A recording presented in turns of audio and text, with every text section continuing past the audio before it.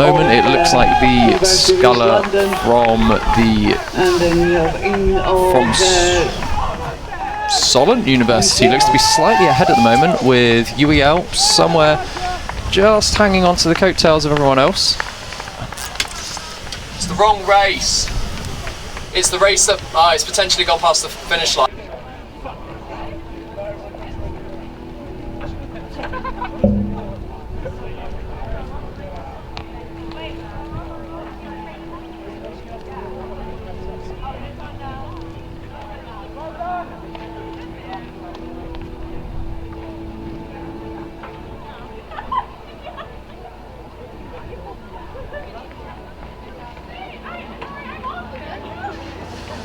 And apologies for that, we appear to have had the wrong race on our screen there. What's actually happening is the D final of the women's intermediate lightweight singles, going from lanes 1 to 6, so right to left on your screens. We have Slatter of Bangor, Schneider of Hartbury, Cunningham of Hull, Handley of Dundee, Brining of Bangor, and Everson of the Arts University Bournemouth, as you can see up on your screens at the moment. At the moment, it looks like Bangor University do have a slight lead over the rest of the field, but at about the 1,000-metre mark, it does all look quite close at the moment. It does indeed, yes. Welcome along. You are listening. If you're just joining us now, you are listening on BUCS Facebook Live page. My name is Warren Muggleson. I'm joined by Alex Davis. We're here to give you the live commentary from the National Water Sports Centre of the minor finals coming up. It's been a fantastic day of racing so far. Right now, as we said, we're looking at the D final of the women's intermediate lightweight singles, and that is a great start, you have to say, from the Hull. Is it the Hull sculler we said it was? I do think it's the Hull sculler there, yes. Just on the left-hand side of your picture, who appears to have drawn out a significant lead over the rest of the field. They have taken the Hartbury sculler, by the looks of it, with them, but certainly there is a big gap in the field there. Indeed, but that's sometimes what you can see. We've had a variety of races, I think, today. We've had some that have been incredibly close, some that have been incredibly distant, and it's great to see. Just get great excitement for the crowd, I think. I think it is the sort of thing you do always see with these minor finals, though, is there is such a range of talent. You have people that just missed out on those AB semi-finals by a matter of fractions of a second, and you do have people for whom this may be their second or third race of the weekend already, so maybe really feeling it in the legs at the moment. Indeed, indeed. What a race we're looking at the moment here. This D final of the intermediate women's single sculls. They're coming up to about the 500-metre mark, and at the front of your picture there, that is the. It looks like the whole sculler from where I'm sitting here, and got Arts University Bournemouth. Always good to see a Southern University being represented. As I certainly learnt my way in rowing. I learnt down at Camford School down on the south coast, so always delighted to see Bournemouth scullers on the course here in Nottingham. Leading the field as they come towards us. Just got the angle wrong in the commentary tower. Oh, actually, never mind.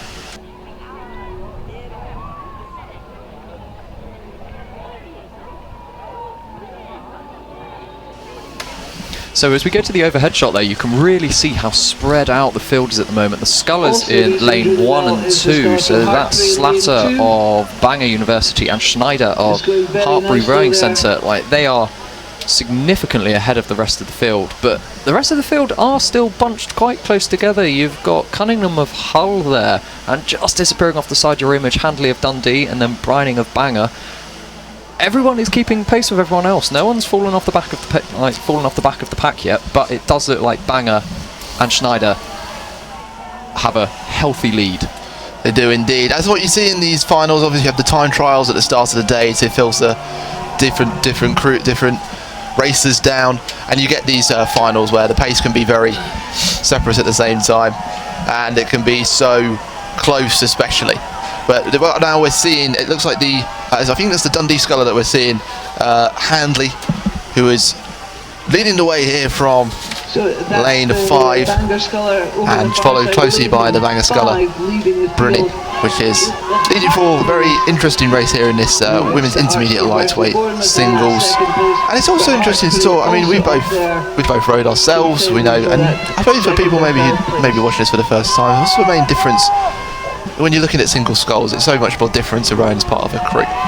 It definitely is, and we can see now they're just coming to the last 50 metres, and Brining of Bangor is well ahead. She's going to know that she's won this now. She's not going to be stressing too much about reaching the line. Maladies have happened in previous days that we've seen. People have rolled in a matter of feet from the line, but certainly Bangor have just taken the win, followed very closely by the Arts University Bournemouth. A relatively new entry to the BUCS scene as of late. They have 2 boats here today, and I believe this is their first entry to the BUCS Regatta, and then that's Harbury across the line in third. But yeah, you are correct. The single sculling is so different to racing in a big boat. You don't have your crewmates around you. You don't have a cox effectively pushing you on.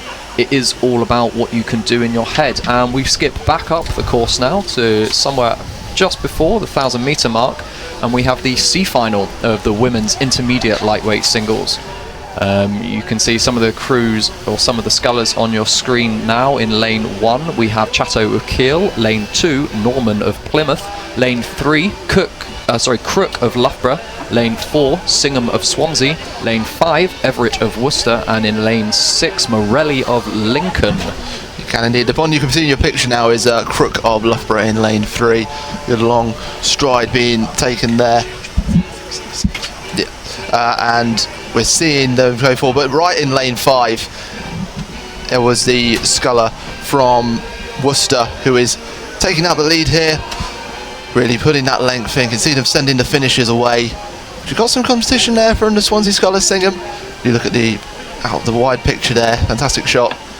You can see the wind on the top of the course as well, and this always has an impact at these races.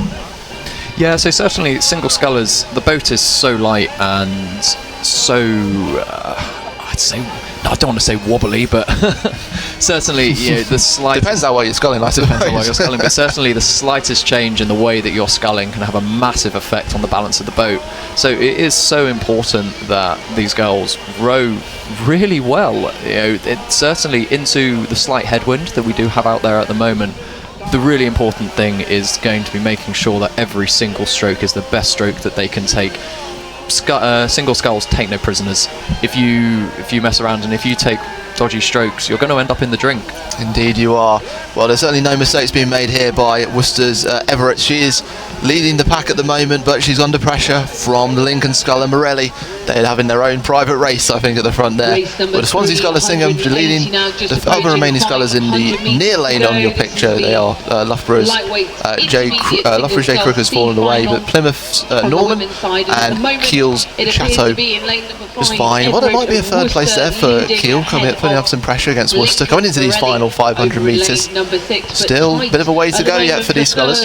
Yeah, so we said earlier that this is the C final. A number of these scullers are going to have missed out on the AB semi-finals by fractions of a second. So they may not be racing for medals at this point, but it is all about racing for pride. If nothing else, they're proving to themselves that they're maybe better than the place that they received in the time trial, because racing a time trial is so different to racing a multi-lane final. It's entirely up to you, whereas in a multi-lane you do have people to race against, and that can make such a difference. It can indeed. I mean, when you have that side to side, your mentality towards the whole race changes as well. There's certainly, but as for things here on the course at the National Water Sports Centre, things are very much as they were the 500 metres ago. Worcester's Everett still leading the way, but Lincoln's Morelli coming through as well. Could be a late surge. We'll wait to see how either of these crews are going to do. You can see the Red Boys, in case of you have watched this before, about 250 metres along the course every time you'll see Red Boys indicating the 250 metre marks. And it's not just for us who are lucky enough to be commentating on this, but it's also for the scullers as well, because they know after a certain amount of point, if you see that red boy, that's you're going to be saying to yourself, that's where I'm going to do a move, that's where I'm going to do this. It's part of the plan. So a lot of these scullers are going to obviously have race plans, are going to have an idea of where they want to push in the race and where they want to maybe sort of settle into their rhythm, and it is really important for them to know exactly where they are on that course. And you can see now they're just coming into the last 200 metres. You can see the distance marker in the background there, and then in the foreground the boys all do change to a solid red. That shows we're coming into the last 100 metres of this race. Traditionally the place where many crews will put on that last final sprint, a big 10 strokes to bring them over the line, and it looks like Everett of Worcester is going to have this final all locked up. Indeed, the Worcester sculler from Worcester seeing the red and going for it. Going down his final 50 metres, he really just pushed the distance away from the Lincoln sculler, who was with him for so long, but used that as a way to push away and put those final 20 strokes in to go over first in this C final of the women's intermediate lightweight singles, followed by the Lincoln sculler Morelli. It's a bit of a battle actually going on here for third place. It might be the Kiel sculler that's going to take it, and from our graphic here, that's certainly the case. What a great skull by the Kiel sculler. That was a very big push. The Kiel sculler's come back all the way from, I would have thought, fourth by quite a distance. He's put on a very good sprint in those last 200 metres and has been rewarded with third place. So that's really good to see that even in the C finals, racing for third place, that these scullers are still pushing all the way. There's absolutely no rest. Of course, sheer relief I think there from the Worcester sculler, you can see on your picture. It's amazing really, for one of those things with rowing.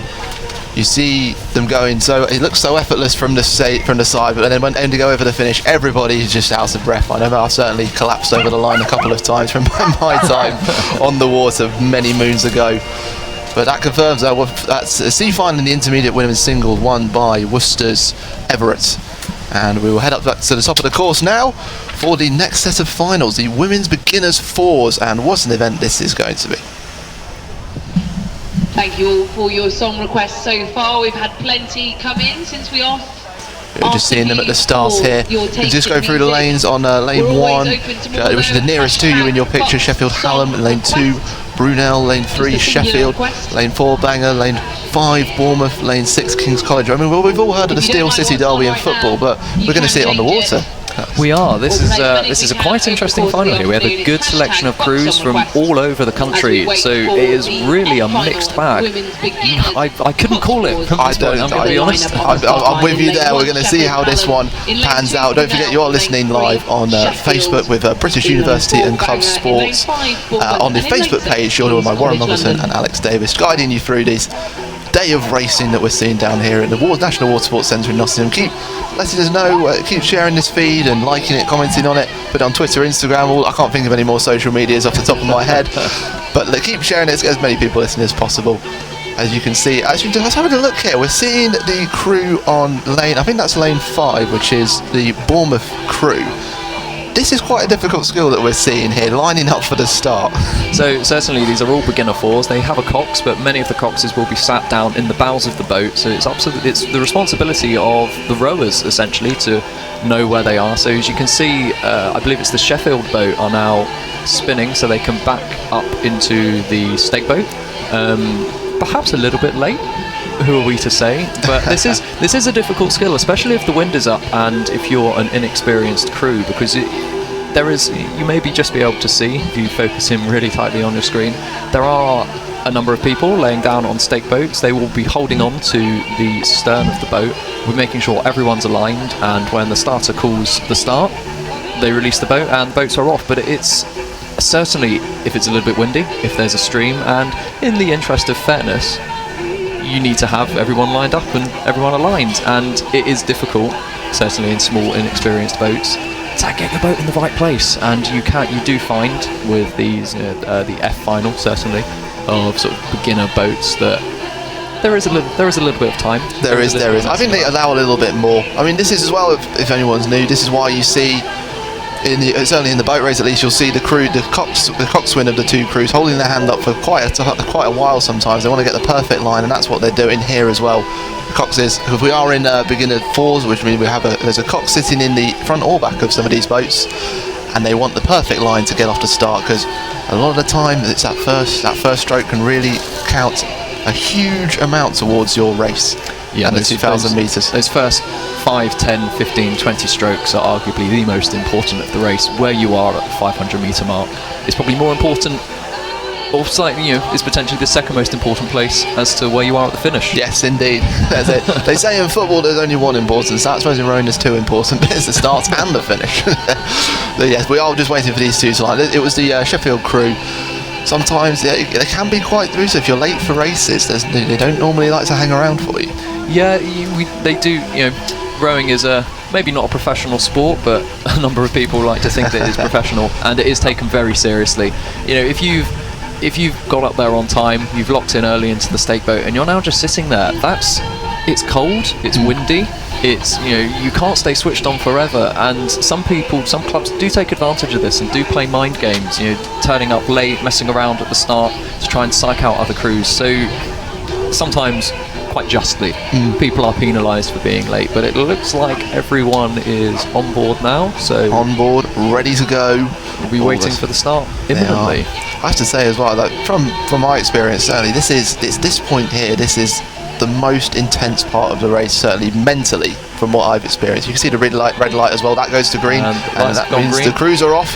There's a dodgy start there from Bangor. Immediately, Bangor University, you can see that's why it's so important to get that good line off the start, because Bangor have immediately crossed almost into Sheffield's lane there, but they've righted themselves now, but that's going to be precious fractions of a second that they've lost off the start, because they're going to erode a longer distance than everyone else in the race. Indeed, yes, it is. Sometimes this sport is a matter of inches, and in this scenario certainly is. I should as well explain, we are looking at women's beginners for here, so a lot of these girls have been rowing for a year or so. Even less. Less. None of them will have started rowing before September, so beginner events are meant for people that have started rowing in this academic year.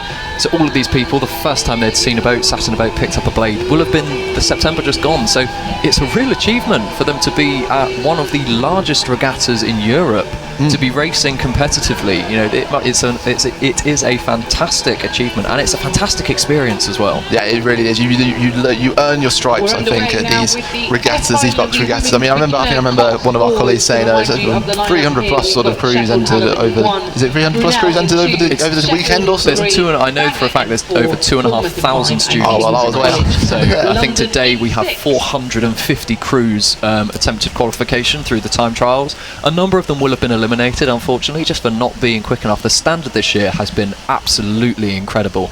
We've seen so many fast crews, and maybe crews that aren't traditional rowing universities. There's, you know, obviously your Londons, your Oxford Brookes, Newcastle, Durham, but we have seen a lot of boats from universities such as Southampton, Bournemouth, Portsmouth. Well, that last final we just saw, the intermediate lightweight singles, Lincoln, Worcester and Kiel, all 1, 2 and 3 in the C final, which of course means they've probably only just missed out on getting to those AB finals. Yeah, so it is fantastic to see the real depth of women's rowing in the country at the moment, certainly at the university level. It's, you know, it looks really promising.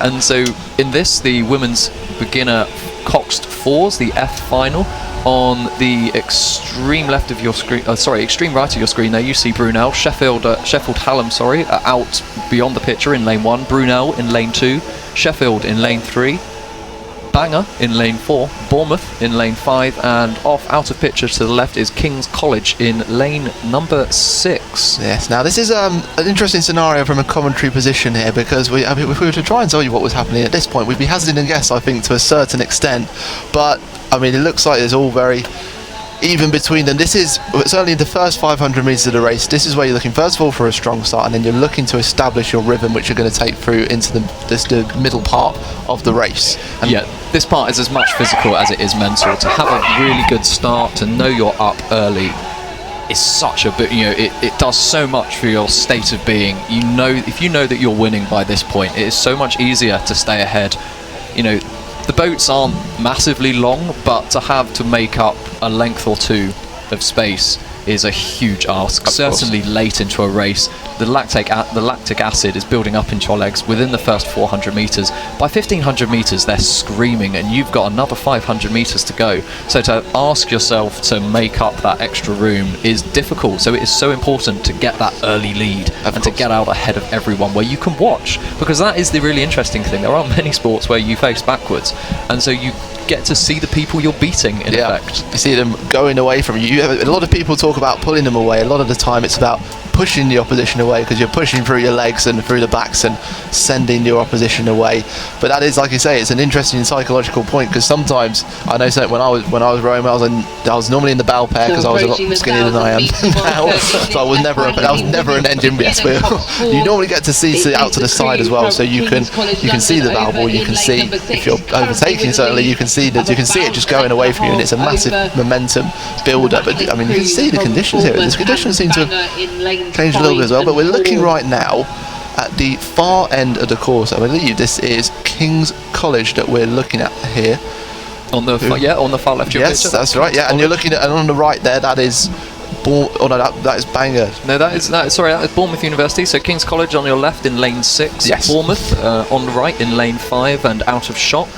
To the right are lanes 4, 3, 2 and 1, filled with Bangor, Sheffield, Brunel and Sheffield Hallam. Indeed. So there is all the bees there. all the bees. But there is a little bit of a derby going on, Sheffield Hallam and Sheffield University. So will have raced each other, or will be racing each other soon in their annual varsity.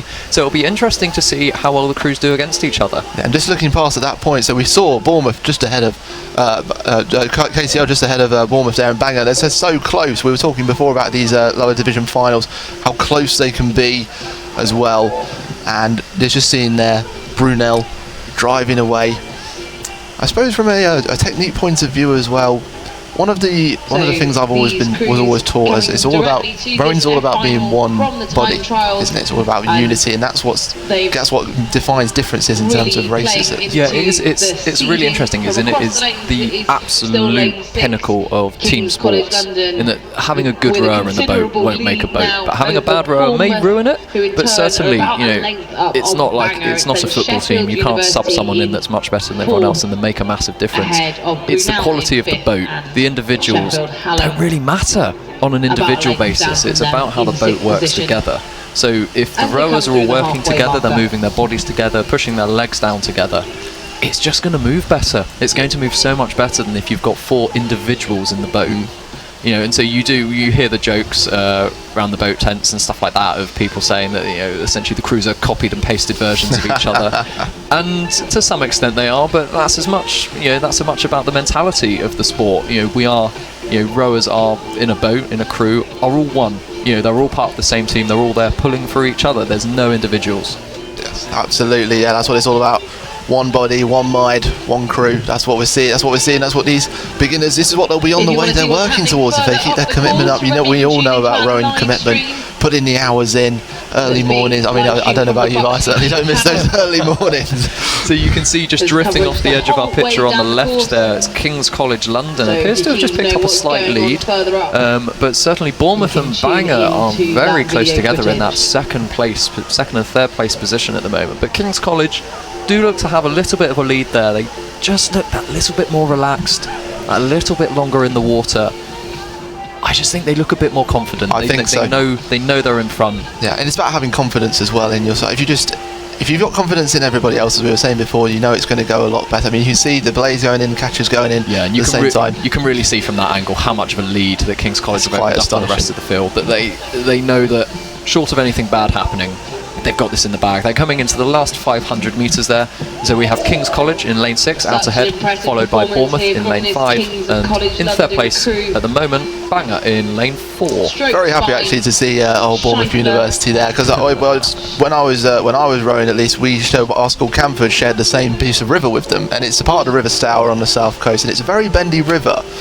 So it's actually quite surprising that we were actually able to do quite well on straights.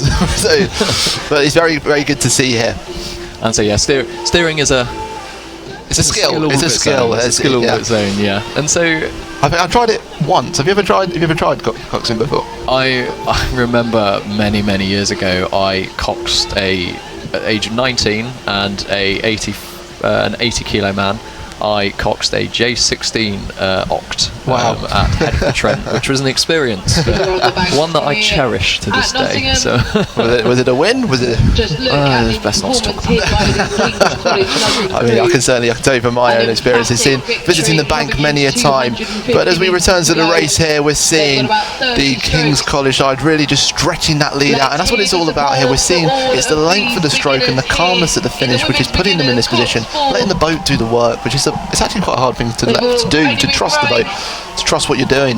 Yeah, it's a skill that you see quite often at the middling sort of national level. So you do see it quite often with races at Henley and other sort of major regattas in the UK, that you do sometimes get crews that are simply better.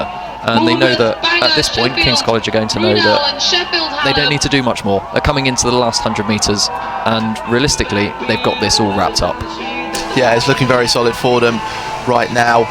You can see them just in the picture there, just working their way towards the finish. They know that their families and friends and fellow crewmates will be cheering them on from the sides.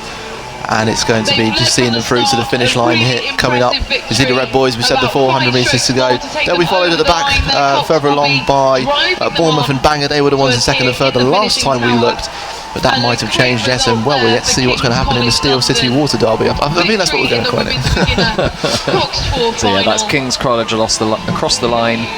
Maybe about 5 lengths of open water behind them. We see Bournemouth, followed by about 3 lengths behind them, Bangor University. So that's 1, 2, 3, Kings, Bournemouth and Bangor. Bangor University. Bangor striving hard for the line to take third ahead of Sheffield University in lane number 3. Is then going to be in lane 2 through now. And big cheers here for the final crew in this F final, Sheffield Hallam.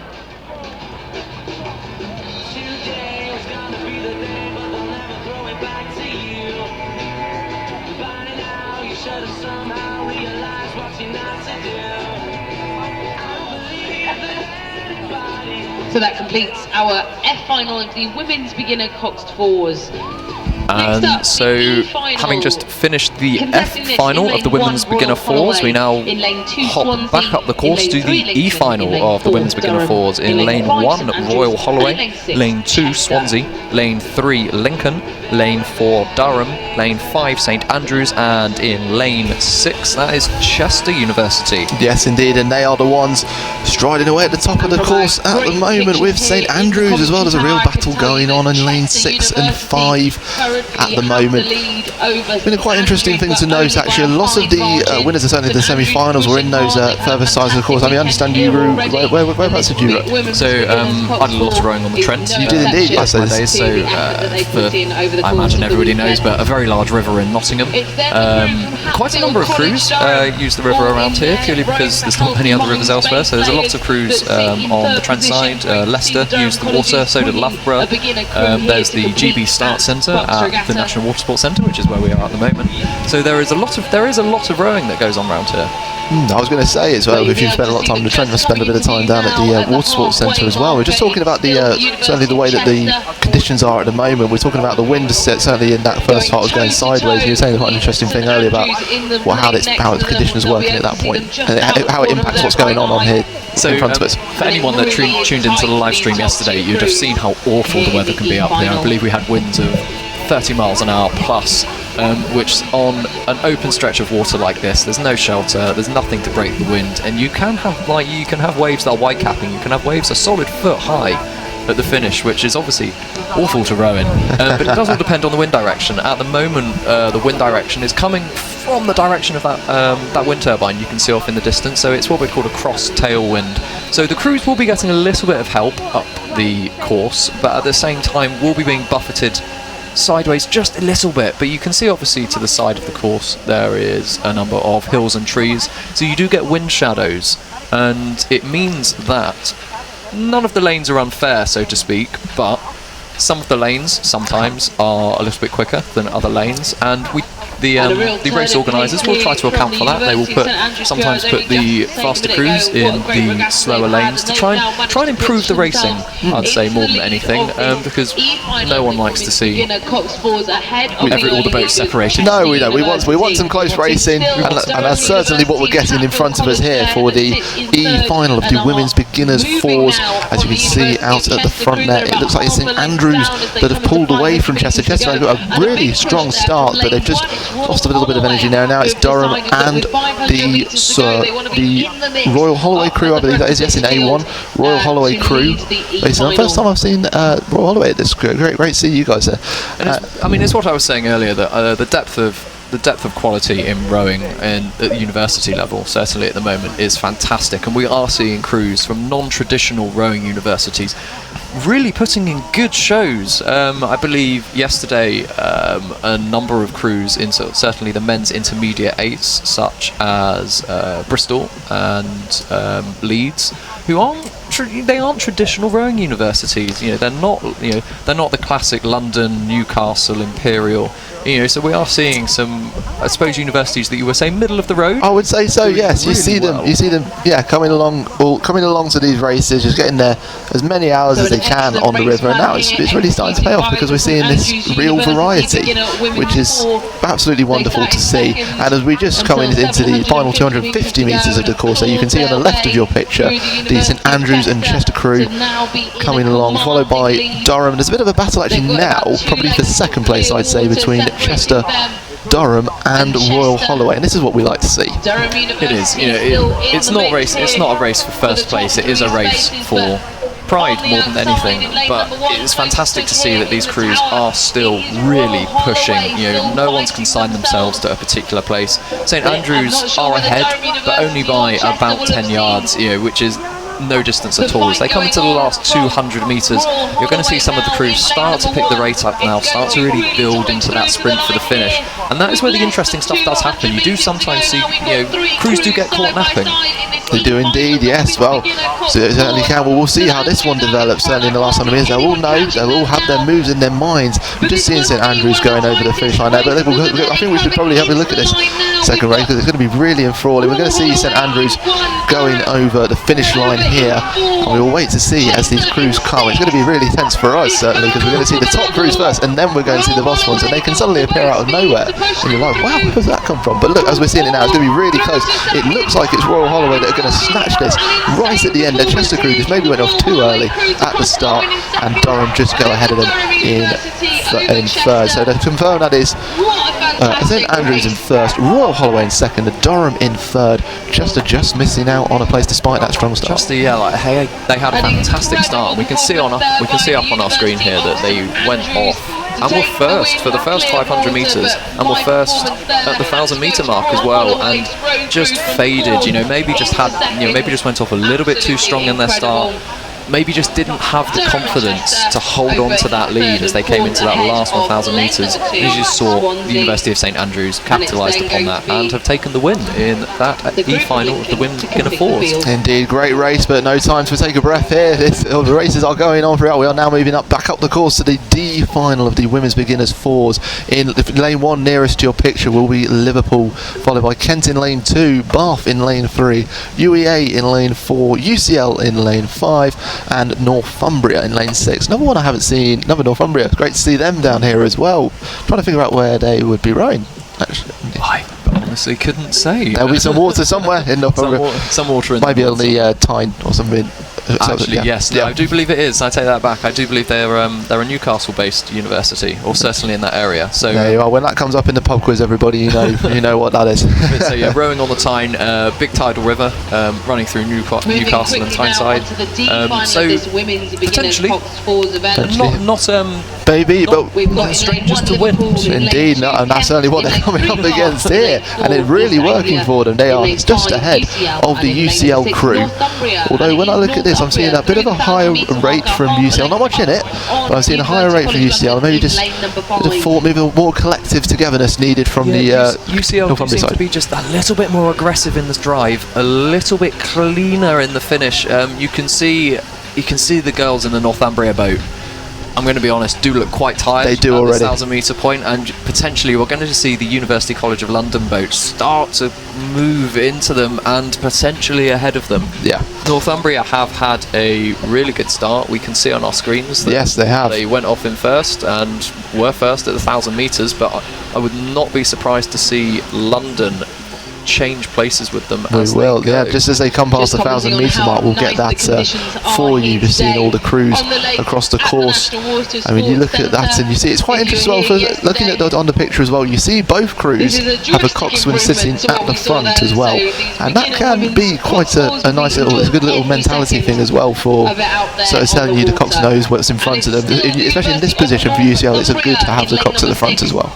Yeah, it is really useful to have someone that can see going forwards, essentially, and is able to tell you what's going on ahead of you. We have a confirmation now, just coming through the 1,000 metre mark, that Northumbria do actually lead University College London by about 2 seconds, so that's about 2/3 of a boat length at the moment. So Northumbria are holding on, but it's all to play for coming into the last 1,000 metres, because that is a long way to go yet for them. It really is, yes. About 100 strokes or so left. Seeing them across the pitch, across the water.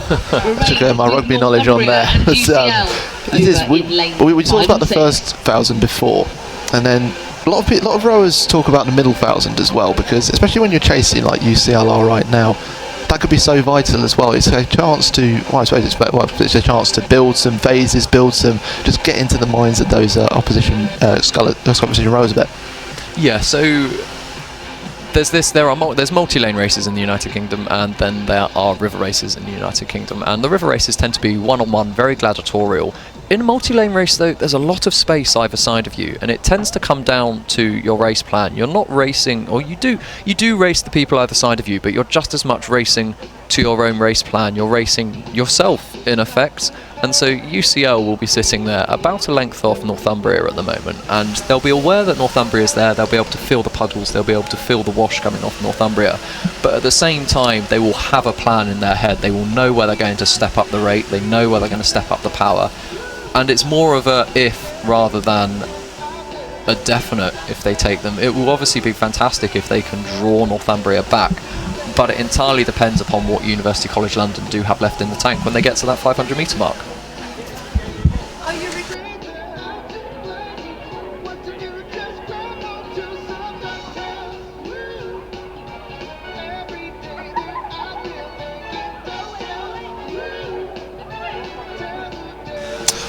Well, we can see that game of cat and mouse being played at the top of the course here between the two racers, which were UCL and Northumbria right at the top there. They both managed to pull away from the chasing pack of Liverpool, Kent, Bath and UEA, University of East Anglia. It is UEA and Liverpool pulling ahead. Kent just trying to hold the Bath, but it is the battle at the front here that all eyes are on at the National Water Sports Centre. How much have Northumbria got in the tank? Can UCL taste them? So many questions, so few strokes. And you can see actually that Northumbria and UCL have been so wrapped up in their own little race there that they've actually opened up a significant lead on the rest of the field. They are a good few dozen seconds ahead of essentially everybody else, and that's the thing that can happen certainly in races like this. There is so much space between everyone that you stop racing everyone else and you start racing in your own little bubble. And so we can see there that UCL and Northumbria are coming into the last 100 metres of this race now, and they are far ahead of the rest of the field. You have to say during that point it's actually Northumbria, to their credit, have really tightened up their unity there. There was a bit of interchanging between them, and that's what's got them here. They managed to just turn the gear and they've pushed away from this UCL crew, and what a statement that is. So the last two strokes, and it's going to be Northumbria that take the win in the D final of the women's beginner fours, followed almost exactly one length behind by UCL, and you can see the gap that the two have opened up on the rest of the field. It's a good about 15 or so seconds. It certainly was when we were last looking, about 15 seconds or so between. In third place will be UEA. Great move from them to go up. They had quite a fast third 500 metres, and then we'll see it'll be. And you can see there, there's no animosity between the clubs. Both cheering, both congratulating each other, both cheering each other for a fantastic row. Because honestly, that's what it was. They both raced each other all the way to the line. And as unpleasant as that is, whilst you're in the race, you know that you put everything into that, and you know that you deserve the place that you got. Northumbria are going to know that they deserve that win. They really will. They've worked so hard, and that will stay with them as well. That will be a big memory they have. Will drive them through those early morning ergos, those weight training, those late nights on the river, because that's what it's all about, having that last bit of energy to push yourself over the finish line no matter what's behind you. Well, Alex, you go ahead. So just as before, back up the course again, because we're now on to the C final of the women's beginner fours. In lane 1, closest to the camera, will be Warwick. In lane 2, Bath. Lane 3, Southampton. Lane 4, Sheffield. Lane 5, Edinburgh. And in lane 6, the University of the East of London. Now, you may have to forgive me for getting a little bit excited about Warwick racing, because that is my former university. So we'll see how they do. But of course, this is C final. We said before, these are crews that have just missed out on getting to the BA semi-finals, which were And on the course, in there at the before. moment we have the And final yes, of the women's beginners Cox Falls, the C final, and in lane 1 it's Warwick University, in lane 2 Bath University, lane 3 we're just seeing them come lane forward, 4 Sheffield, lane 5 driving along Edinburgh, in that first 500 and metres. lane 6 East London. As they're approaching the 1,000 metres, it's quite a close race at the moment. I would be saying that it looks like Sheffield and Edinburgh, And it looks like Edinburgh at the top there in that resplendent blue lycra that they've got.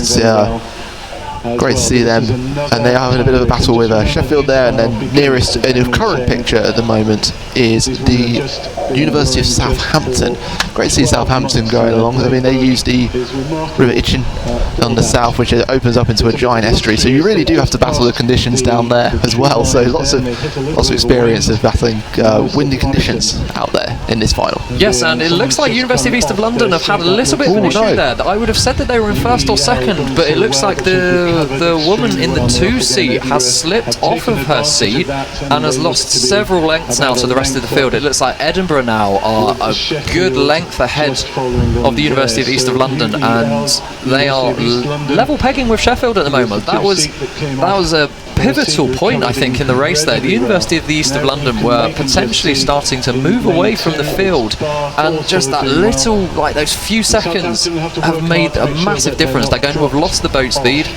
She's certainly going to have lost confidence in herself, and that's potentially done a lot of damage to their race. It really has. I mean, it certainly does. It can just take away all your momentum, everything. Every thought just kind of stops when that happens. I mean, I've certainly been in a crew where we had it stop. I think we had it happen about 3 times in one race. But like I say, it just everything changes mentally. Suddenly the mountain becomes a little bit steeper when you're chasing, but you just have to dig deep at this point. This is where you define what it is being a rower, to get those push your legs down, get the backs in, get that blade in and out the water, and we're going to see what they can do here. But they still have a good chance because they're currently with Sheffield and Southampton there. You can see those graphics on your screen, just to confirm that for you. Yeah, with Warwick on the near side, Bath 2, Southampton in 3, Sheffield 4, leaders Edinburgh in 5, and University of East London 6. And what a dramatic turn for the race.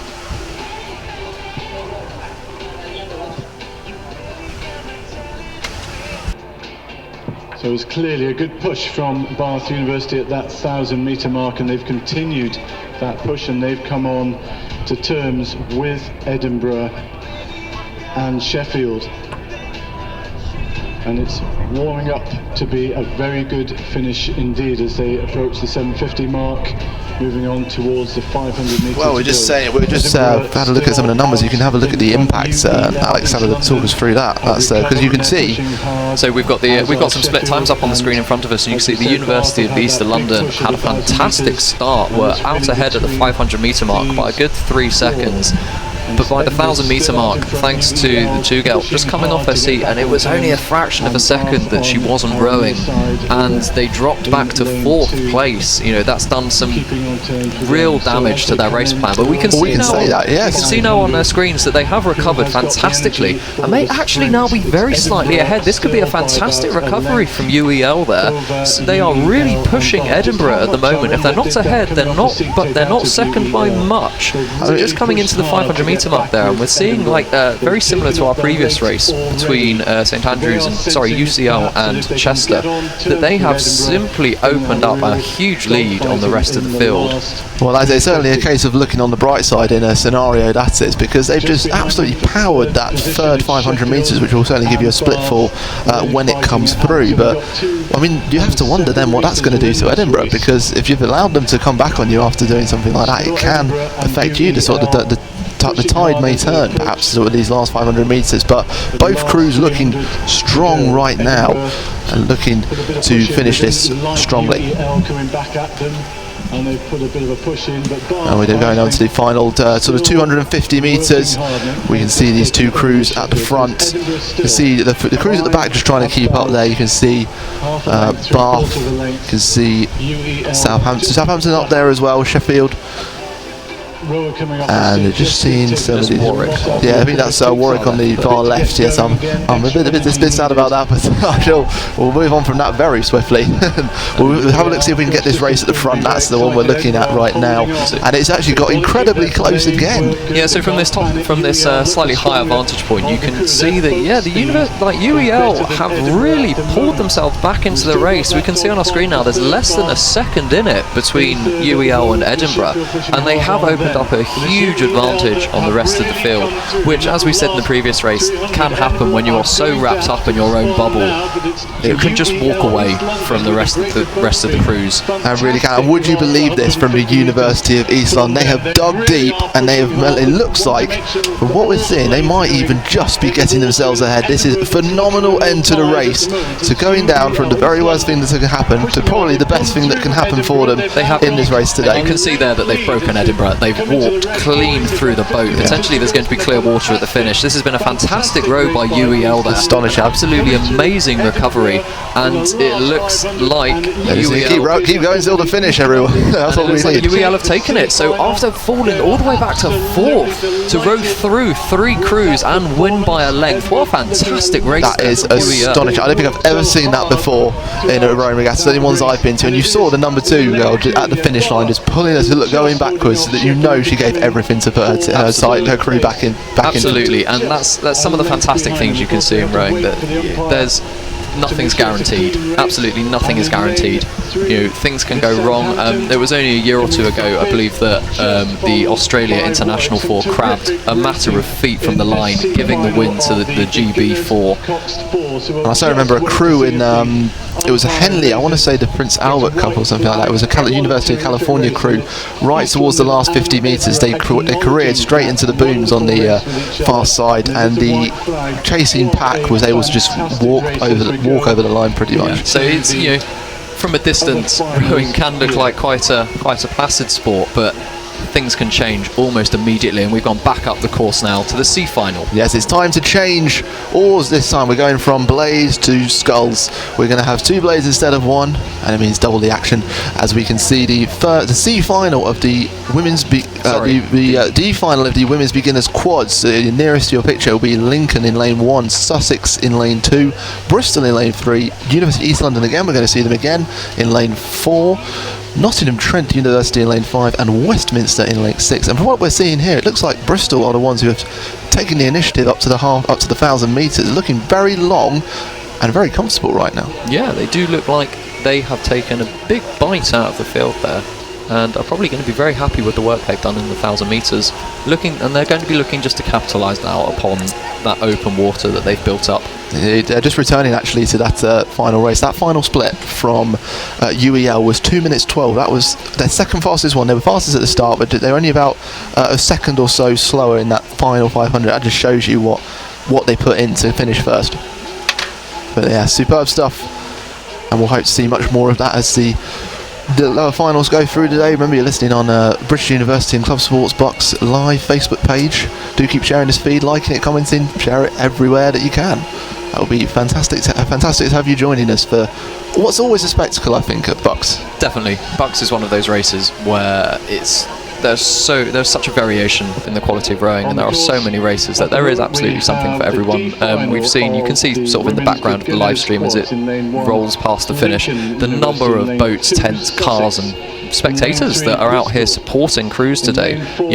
There are an absolute multitude of people that aren't rowing. Oh, there appears to have been a little bit of an upset yes, there. Another crab, a second crab in 2 races, and that is for the Sussex number 3, just catching the water with her left blade. That can happen sometimes, especially in a quad. That can really cut down your pace. Yeah, so we've said that these are all beginners, so they're only going to have started rowing in September, and we've been watching a number of sweep boats, so boats where the rowers have 1 oar out to one side.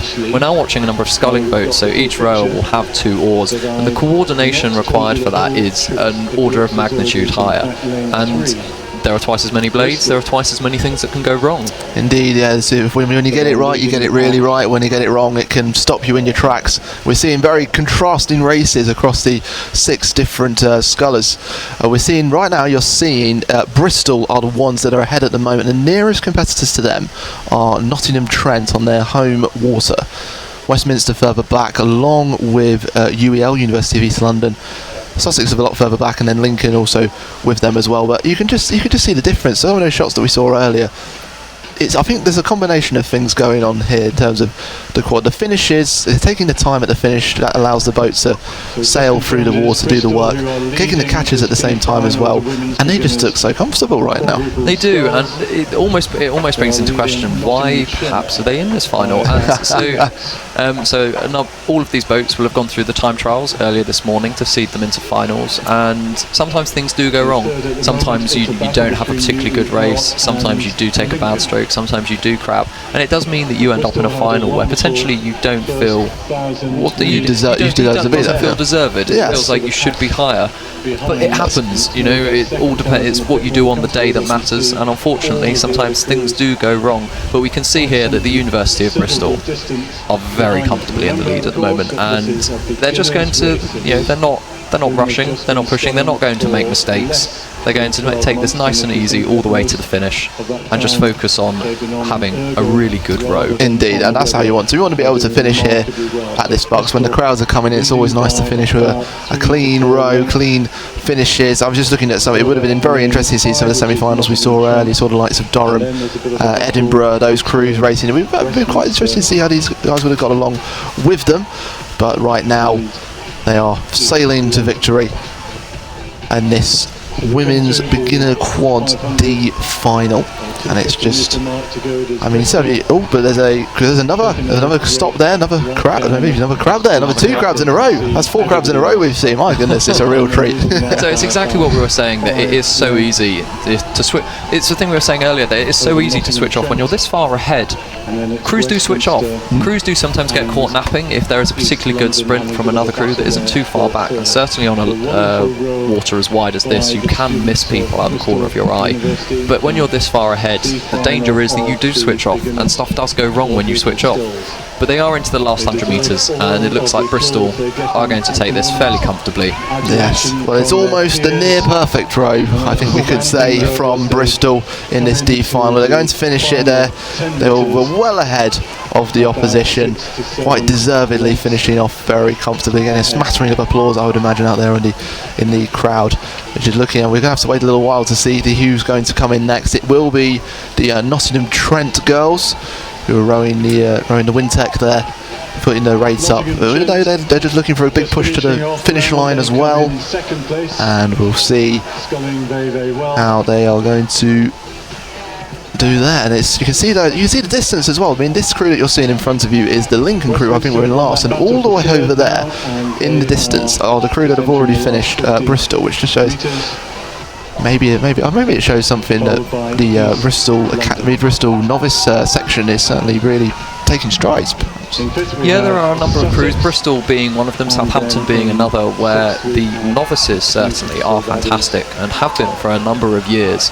And it is really nice to see a real progression.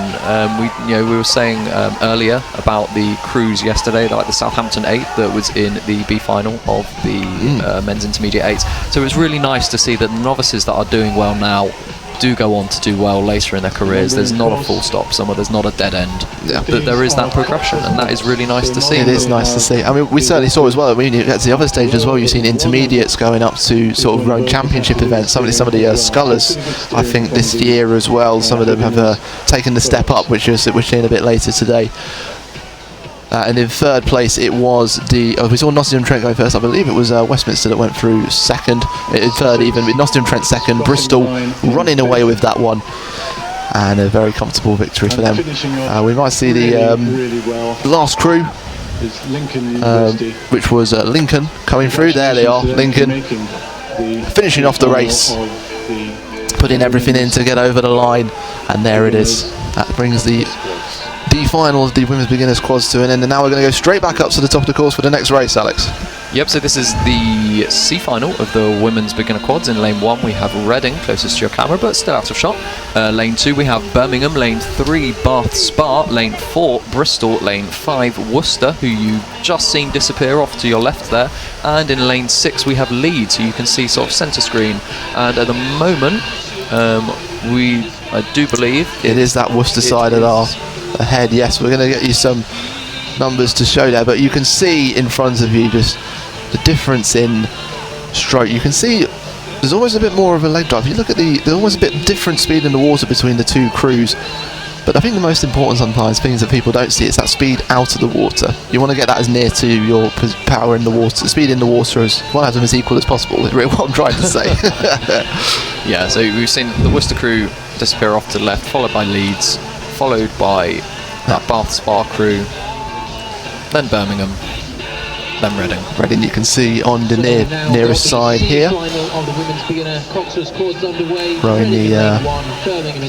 believe that's an M-Packer that they're rowing down there, that Reading side. Always enjoyed. I think I rode in the Hudsons, which I've always been told you can only really use it very good in a straight line. Very good in a straight line, yeah, that was what we were told, yeah.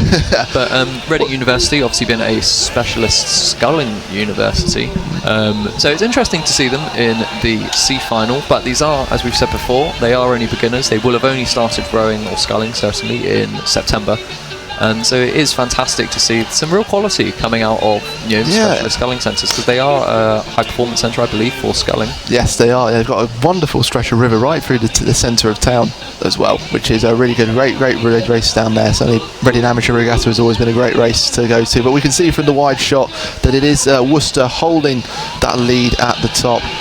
And it's also Leeds are trying to stay with them as well. It looks like a bit of a battle for second between them and Bath Spa. Great to see Bath Spa out here as well. Yeah, it is. Bath is obviously the primary university in the town of Bath, and Bath Spa, many would say, was the second university, but are still sending some very good crews up to BUCS events and just in races nationally, and so it is fantastic to see, as we keep on saying, non-traditional universities doing really well. It's great to see. I remember going to when I was with school, going up to there. They've got a wonderful bit of river down on the Avon, which has got the head race is always brilliant because it starts off really bendy, but then there's a long straight. It's about 1.5 kilometres, and you want it, because in head season you're normally running like big courses, big bends, but then you're sitting there thinking like, why am I not? I'm racing a regatta right now. What's going on? Why am I so tired? It's always fantastic going down that final corner and also under the bridge at the same time. It is. That's lovely. If you get a good spot on that corner, you undoubtedly see some people smack into the centre spot. You do. It is always entertaining. A challenge for rowers and coxes alike. Definitely is. They were working both the minds and the legs. Everyone involved. There we are. Well, we're just seeing the crew come past the 500 metres to the mark, and I'm just seeing who that is. That looks like the Birmingham crew at the back there, and we might see the Reading crew just coming behind. There's the. Just seeing the crews coming by. But Worcester with a very commanding lead. Indeed, you can see them right at the top there. There they are. You can see from above now that Worcester do have a huge lead over the rest of the field. And it's like we were saying earlier with those two the women's beginners 4 races, you do get caught up in it, and when you do, you pull away from everybody else. There's so many different subplots in one race at one time, and it's absolutely fascinating for us to watch from our perspective. But you can see right now, it's this Worcester crew. I think they've been probably the more fluent crew out of the two that we're seeing here, them and the Leeds. They just look a little bit cleaner. You can see the Leeds crew that as they come forward, they're missing a lot of water with their blades, sort of the heights are all very slightly different.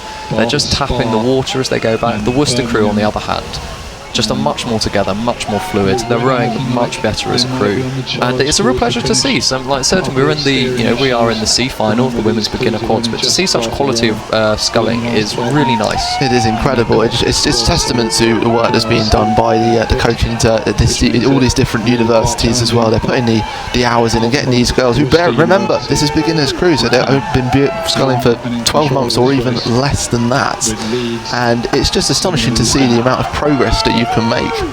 Certainly, as we come into the last 100 metres, Worcester have got this wrapped up. Just giving a little press towards the ends, just to really cement their position as winners of We can tell they've been Quad C final. You can tell, to interrupt you, they've been very consistent. They have split at the start, 2 minutes 08 to get to the first 500, 2 minutes 16 after that, and then 2 minutes 13. There was about 1 second difference between them and Leeds at that point, and then going up to 3 seconds, and now, well, there's quite a few seconds between them as they cross the line. Worcester crossed the line before Leeds. We'll wait to see who finishes in third here. I believe it was a battle between Bath, Spa and, well, Birmingham. Birmingham really pulled up there. Always interesting to see here. It's a good point. Different contrasting styles coming into that time. It looks like Birmingham put a really good press in, so close. Just, but I'm going to have to say that Bath Spa got that on the line there. I think Birmingham they did. were moving much quicker into those last 100 metres, but they left just a little bit too much to do, a little bit too late, which is a shame to see because I'm sure we've all had races. We really have. 10 metres longer, what could have happened? But that was the last of the minor finals of the women's beginner quads. That was the C final, and so we skip back up the course now to the F final of the women's intermediate singles. Yes, that's right. On the course for you have on lane 1 on your nearest side to your picture at Teesside, to lane 2 De Montfort University, lane 3 Kingston, lane 4 Newcastle, lane 5 Brunel, and lane 6 Birmingham. And it was the Brunel Sculler Peters who was leading at that point. And it's quite interesting now because we've seen how scullers can work in unison, and now we're going to see them on their own. I mean, sculling individually is I have such a huge amount of respect for people that are able to do it. It's such an astonishing skill to be able to get a single scull to move efficiently. I think is probably the best word for it.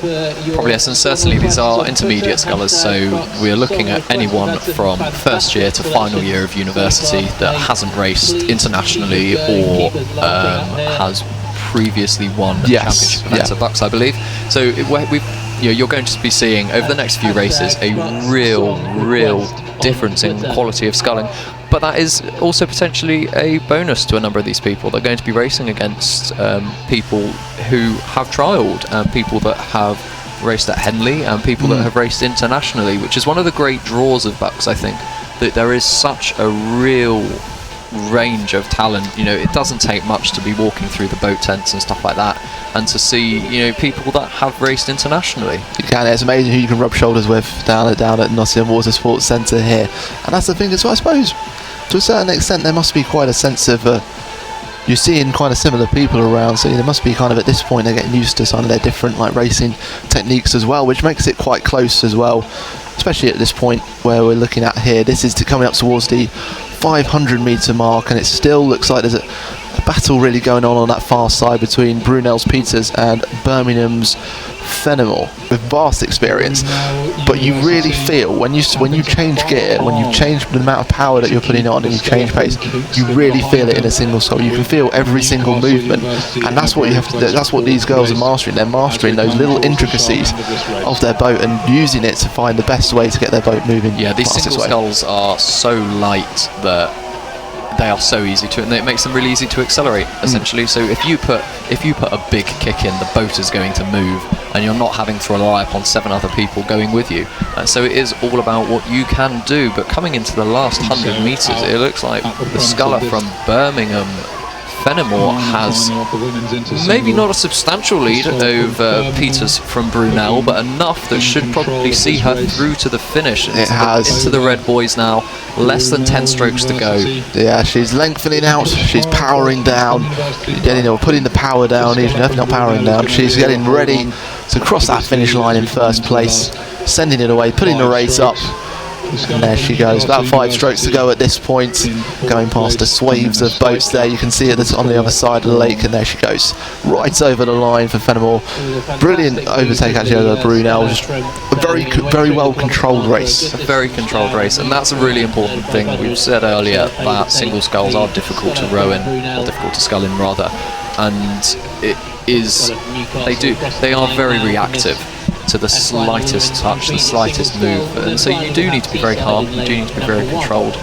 If you panic in a single scull, you'll end up. Yeah, I know. I've certainly done that. I think it was my coach was trying to get me to you engage power more at the catch, right at the front of the stroke. So he attached a string to my boat and pulled me along, and in the end it's just slowly capsized me, which was disastrous. But right now there's no disasters happening here so far at the start of the E final of the women's international singles sculls, which we will see coming up, which is in lane 1 on your near side will be Bangor University, lane 2 Newcastle, lane 3 Salford, lane 4 Newcastle, lane 5 Cardiff, and lane 6 Oxford. I have to say, actually, it's been quite interesting. We've talked about some of those smaller crews as well. It's great to see the Oxfords and Cambridges coming down this year as well.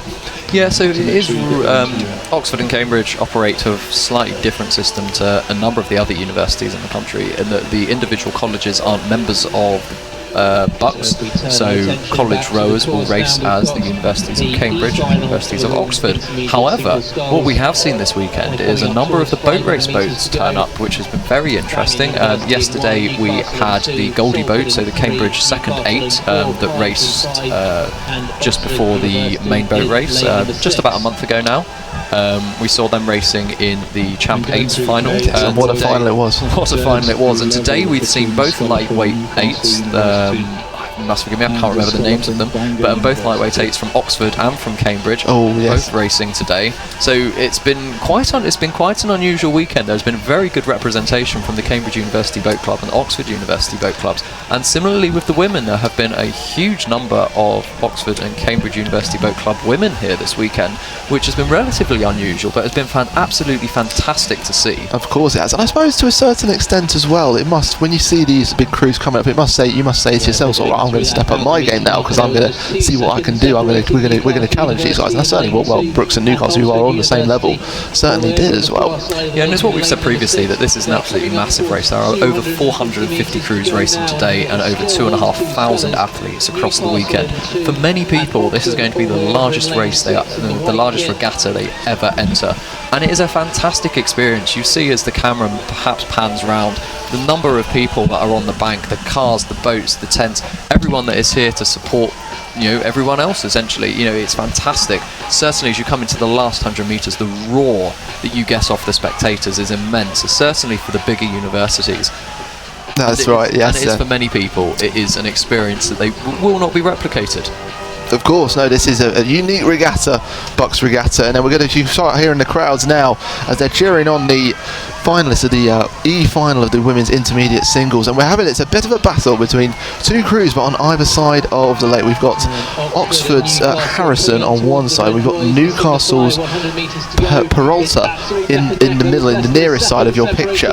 And just looking at the splits from the last bit, there's only about 0.6 of a 0.5 of a second between these two crews, two scullers. It does look like Hinson may have the advantage at the moment, but certainly the sculler from Newcastle, Peralta from Newcastle, is not letting her get away with it. And she's putting in a big push. Really very closely behind by Graham of Salford, but it does look like the sculler from Oxford, that is Hinson, is going to take the win there. There she goes, followed by the Newcastle sculler. Good amount of effort from Peralta, but just didn't quite have enough in the tank to challenge in that final 500, and then followed by the Salford sculler Graham in third.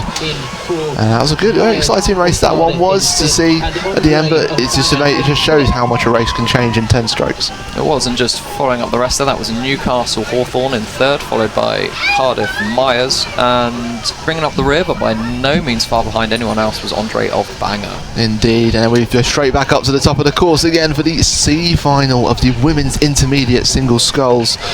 In lane 1 you are going to see Bath University Hunt. In second, in lane 2, Hartbury Shriver. In lane 3, another Hartbury sculler, Cotier. In lane 4, Nottingham's Glambrone. In lane 5, Hull's Pleasance.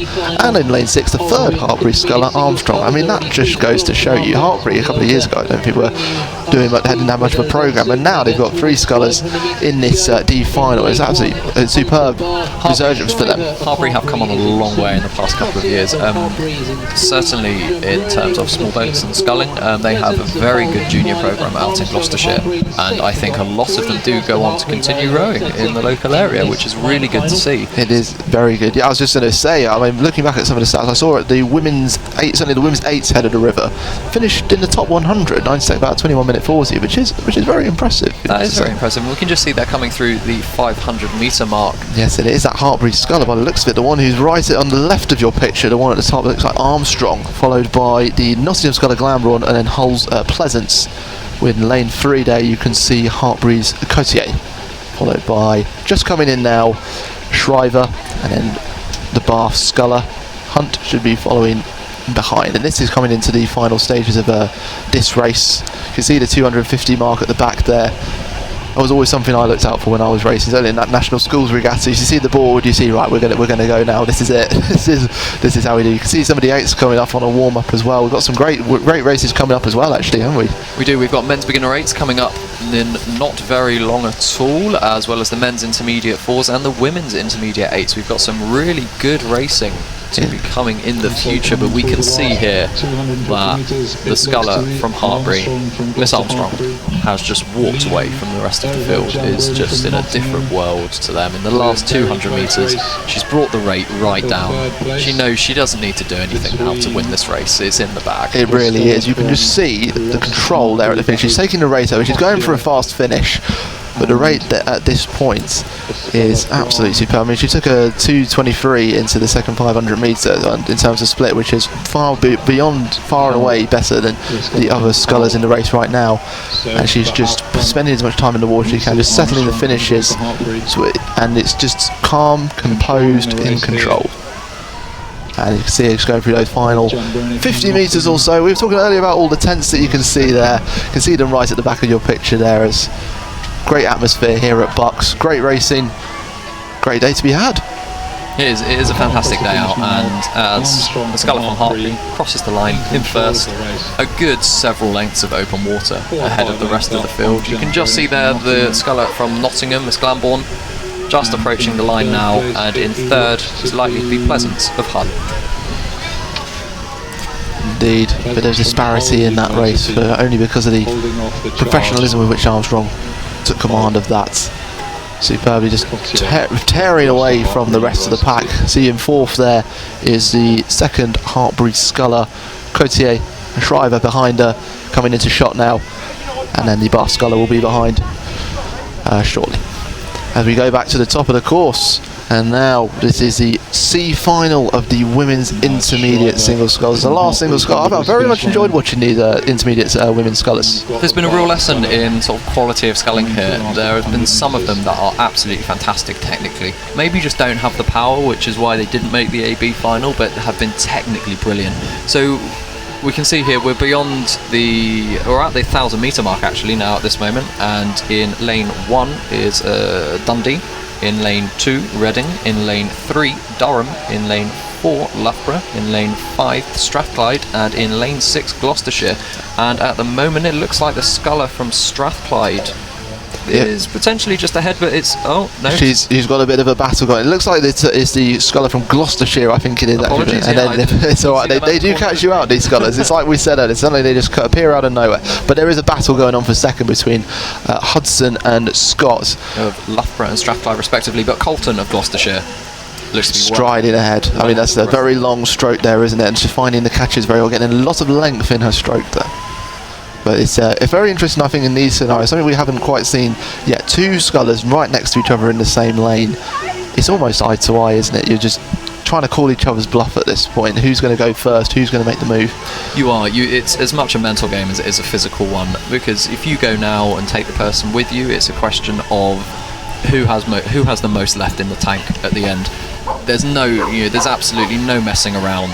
It all comes down to who has the most in their legs for this last 500 metres now, because they're going to be, their legs are going to be screaming, they're going to be burning up inside. The lactic acid will have been building up in their legs now for at least the last 1,000 metres. Yes. It's going to be hard, and they're going to know that there's not a huge amount left to go. There's another 2.5 minutes, but how much has that person next to you got? That's it. That's what it's all about. Who's gonna clack first? Who's gonna make the move?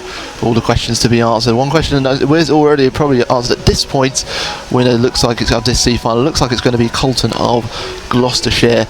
And we were talking about scullers before, moving on. The Gloucestershire Southwest area really producing some fantastic scullers we're seeing this afternoon. But between Strathclyde and Loughborough, Strathclyde is another one. We've seen some fantastic rowing from the Scottish universities this weekend. There has been a massive drive, I believe, in a number of Scottish universities to improve the quality of sculling. And so there are obviously the classics of Edinburgh and Glasgow who do fantastically generally, but we've seen some really great racing come out of Aberdeen, Strathclyde, Dundee.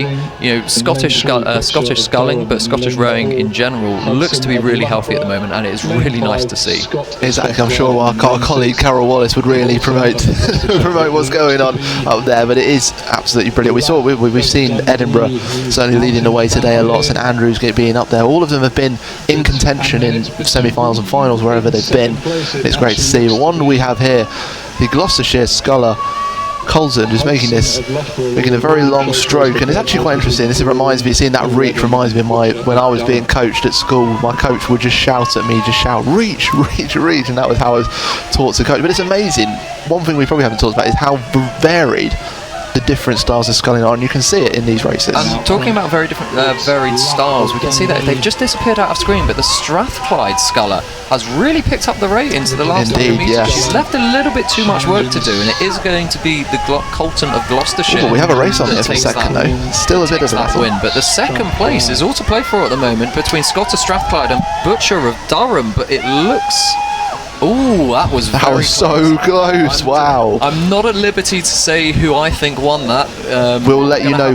We're going to have to go to a photo finish with that, but we will let you know presently who took second place there, Scott of Strathclyde or Butcher of Durham. That was very close. Indeed it was. Well, hopefully we'll come back to that one later, but we go right back up to the top of it. That was the last of the women's intermediate single sculls final, and now we move on to the men's intermediate double sculls F final here. So in lane 1 there you're seeing Aberdeen. We're just talking about Scottish clubs. In lane 2 De Montfort, lane 3 Plymouth, lane 4 Cardiff, lane 5 Bangor, and lane 6 second De Montfort crew. It's interesting, De Montfort's skull here, I believe, down at the National Water Sports Centre. Yeah, so De Montfort are a local crew from the beautiful city of Leicester down in the Midlands, and they do often use the National Water Sports Centre and the River Trent to train on. I believe the river in Leicester is 700 metres long and not quite as wide. Maybe they'll move there for the sprints in the summer, perhaps. Not ideal water to be training on, so they do come up here quite often to the National Water Sports Centre, where you do have this 2-kilometre lake, and also the 8-kilometre length of the Trent just over the hills. And so it is a really fantastic place to be training, but De Montfort certainly really been focusing on the sculling lately. And we've seen earlier a number of crews like their Women's Championship Lightweight 4, which are into the A final. We saw yesterday them win the Women's Beginner Quad, I think it was. I may be wrong. I'm going to have to check that later.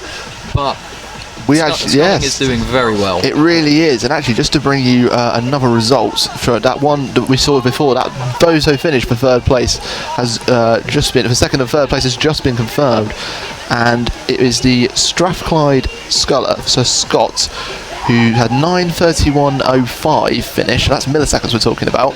And then the sculler from Durham was 9:31.14. That is 9/100ths of a second, I believe. And that is why it is so important to give your absolute everything, because in these sort of races it comes down to fractions of an inch. I believe the 2016 men's single final at the Rio Olympics, Mahi Drysdale, yes. It was decided by, I believe the official verdict in the end was a third of a bow ball. Wow. There was nothing in it. But we can see that the boat from that is the De Montfort the crew. They've used that experience on this well-known stretch of water to them, and they have just soared away from the rest of the competition, finishing in style. The bow match has given everything, you can see, and we'll see what happens in second place here. We're looking at Bangor, I believe that is, coming forward now, followed quickly by Plymouth for third place. So Bangor are going to finish in second and Plymouth in third. Fourth, a big burst there from the boys from Aberdeen, doing their club proud. Not quite enough to finish in the top 3. Strathclyde the Bangor in, who am I looking at? Cardiff in 5th. We've quite a way off course. And he's a Montfort side, finishing 6th.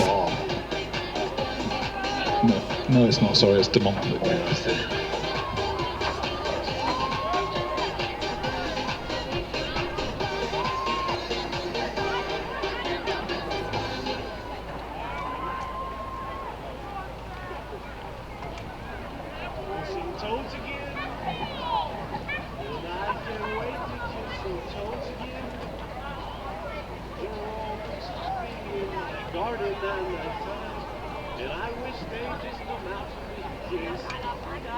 And I can already see down the course we've got the next minor final of the men's intermediate double sculls on the course. That's the E final.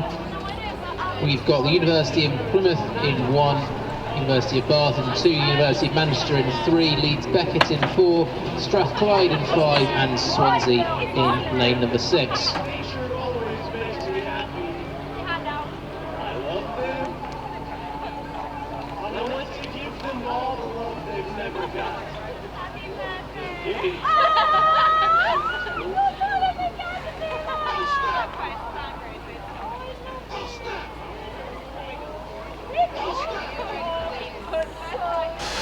Well, we're back now. We are here for the E final of the men's intermediate double sculls. Just to go through the crews for you from the lane 1 nearest to you on your picture. Lane 1, Plymouth. Lane 2, Bath. Lane 3, Manchester. Lane 4, Leeds Beckett. Lane 5, Strathclyde. And lane 6, Swansea. I've just been joined by Carol Wallace. Good to have you in here. We've just been talking actually about the Scottish clubs before, and it's been great to see so many of them in today. I'm sure you've got a word on that. Oh no, I'm delighted to see so many Scottish clubs. I've just been on the phone back up north, just filling in those that can't see it online and those that just don't know what's been happening with what's been happening, and delighted to pass on some of the results, and been some very good results for the Scottish clubs. They really have, yes. It's been brilliant to see. I mean, it goes so competitive. And looking at the picture now, what we're seeing that E final, and it looks like there's a bit of a battle going on between Leeds Beckett and Swansea in that lane. Swansea in lane 6, Leeds Beckett in 4. Great to see Leeds Beckett really challenging here. Oh, absolutely. In fact, I think they're probably in front. We're leaving. Well, I think you're right there, absolutely, about half a length.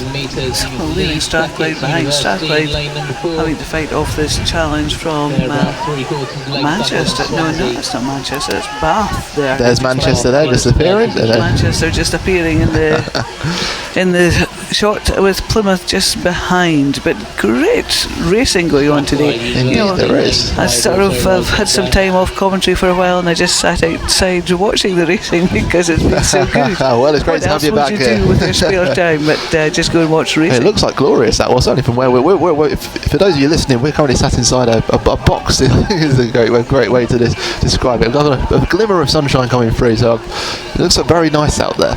It's nice.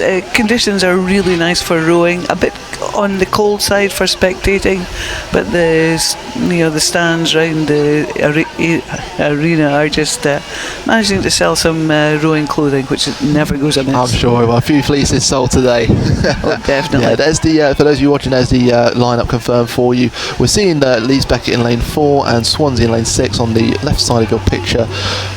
Currently leading the way at the moment. University of Strathclyde trying to stay with them as well, and Manchester. You've got to worry about Bath as well, looking at this position here as well. And we were talking earlier, myself and Alex, about the quadruple sculls, and saying when you get it right, you get it really right. When you get it wrong, it can go not so well. And it's the same really in these double sculls. Any crew boat's the same. When it's going well, it goes really well, and when it's not going well, it's like 4 people battling against each other. Double, you've only got 2 people battling against each other. But doubles either gel or they don't gel, and if they don't gel, it's pointless racing them. It is. It's like it turns the water into syrup sometimes. I think absolutely. And you got 2 people fighting against each other, and the boat just goes nowhere, so there's no boat speed whatsoever. But usually if you get a good pairing, it doesn't always look good on paper, but sometimes you can put them together and just produce a spark and a bit of magic, and the double will just fly in the water. That was exactly what I was going to say. and beautiful to watch, and from an unexpected pairings, and you just don't know why that some doubles work really well and some don't. But the one that's working really well just now is the Swansea double. Indeed they are. They are starting to just pull away a little bit from that Leeds Beckett side. Leeds Beckett had a really strong start. They had about a 3-minute 52. They got a time of 3 minutes 52 going into the halfway mark, but Swansea with them on 3:53, and they might start to pull away. And you've also got to look at Strathclyde here, who are starting to put a push on. Yeah, well, they'll have to do a push now if they want to appear higher up in the placings in this E-final.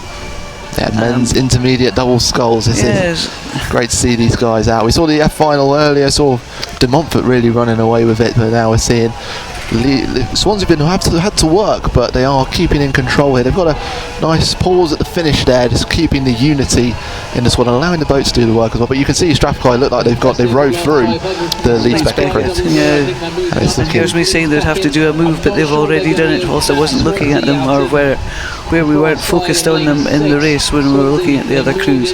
But yeah, they've done enough just to pull themselves into that second place. Just Swansea and then Strathclyde, and then it's Leeds Beckett. It is indeed. Well, there's the focus right now is on these front two crews. Strathclyde have got through one. Can they get through another? It might be a little bit too much for them to do, but that's not going to stop them right now. Coming into the final 100 metres or so, Swansea have amped up the rate and they've put up the ante against Strathclyde, denying them any chance of getting through as it comes up to the finish line. I mean, we might not need this one confirmed. I think we can see. Well, I think that's it's a very clear. Go with the eye. Swansea first, Strathclyde is second, Leeds Beckett are going to take third, and we'll see probably the remnants of the race coming through. It's going to be Bath in fourth, Manchester in purple coming through in fifth, followed closely by the Plymouth side, Holbrook Sanderson. What a great name that is. Oh, absolutely, yeah. I do love a good name. Have a look through some of the names. There's some fantastic ones that you see. But that's their race done. Swansea boys very happy, having a little chuckle to themselves. Or maybe he's just out of breath. Well, I think they're out of breath. I think they've been working hard doing that race. There was no time. Well, there's no time for us to take our breath. We're back up to the start of the course. Well, for the next race, which we had a little replay of here as well, which is great to see. So this is the Edinburgh Uni. This is the D final of the men's intermediate double sculls. This is I think it might be a replay, it might be live. We're all learning today. I think it's certainly Edinburgh were leading at that point. Well, it's between Edinburgh and Hartpury, but St Andrews Uni were also in the mix there. Just to recap who's in the lanes, we've got Sunderland in lane 1, Reading in lane 2, another Reading boat in lane 3, Edinburgh in lane 4, St Andrews University in lane 5, and Hartpury in lane 6. That's right, yeah, we will come back to that race shortly, but we're just seeing the Swansea crew having a race there, just having a breather there. They know the race is over. It's certainly not over for these guys. It's only really just getting started for them. That's the lineup confirmed for you. Sunderland lane 1 on your nearest side, and Hartpury over in the far side on the left hand side of the screen, and then we're followed as you move right by the two Scottish crews, University of St Andrews, University of Edinburgh. Easily to get them confused. The colours look quite similar. It really is. But some of the kit to the University of St Andrews have a lion rampant in white on the blue, so you can spot that. Oh, okay.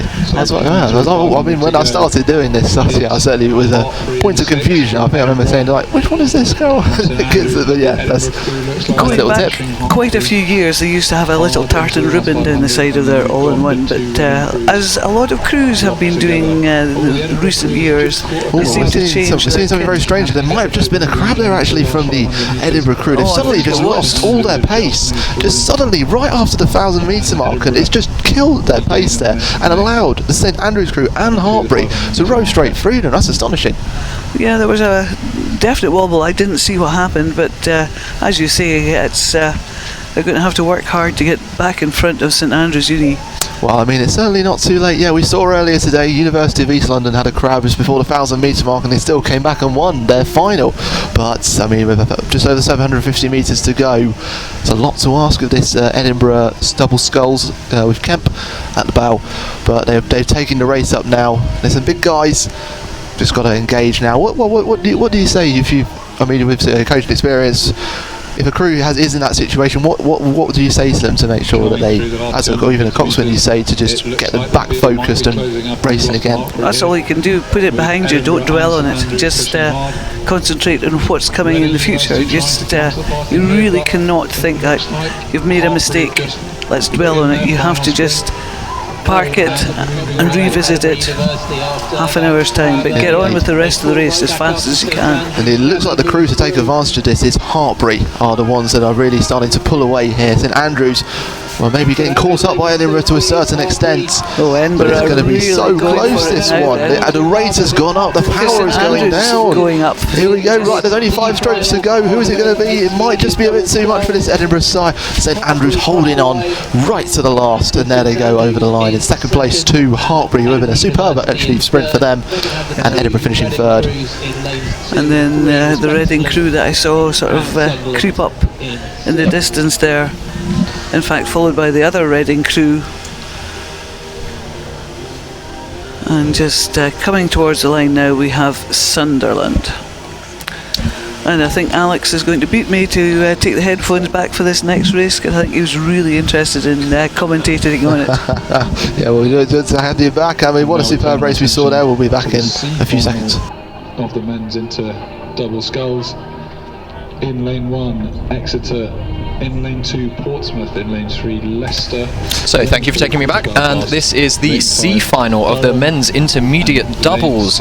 We have in lane 1 Exeter, lane 2 Portsmouth, lane 3 the University of Leicester, lane 4 Queen's Belfast, lane 5 Durham, and in lane 6 Bath. And at the moment, it looks like it looks like the Portsmouth crew in lane 2 are the ones that are really taking this race by the scruff of the neck.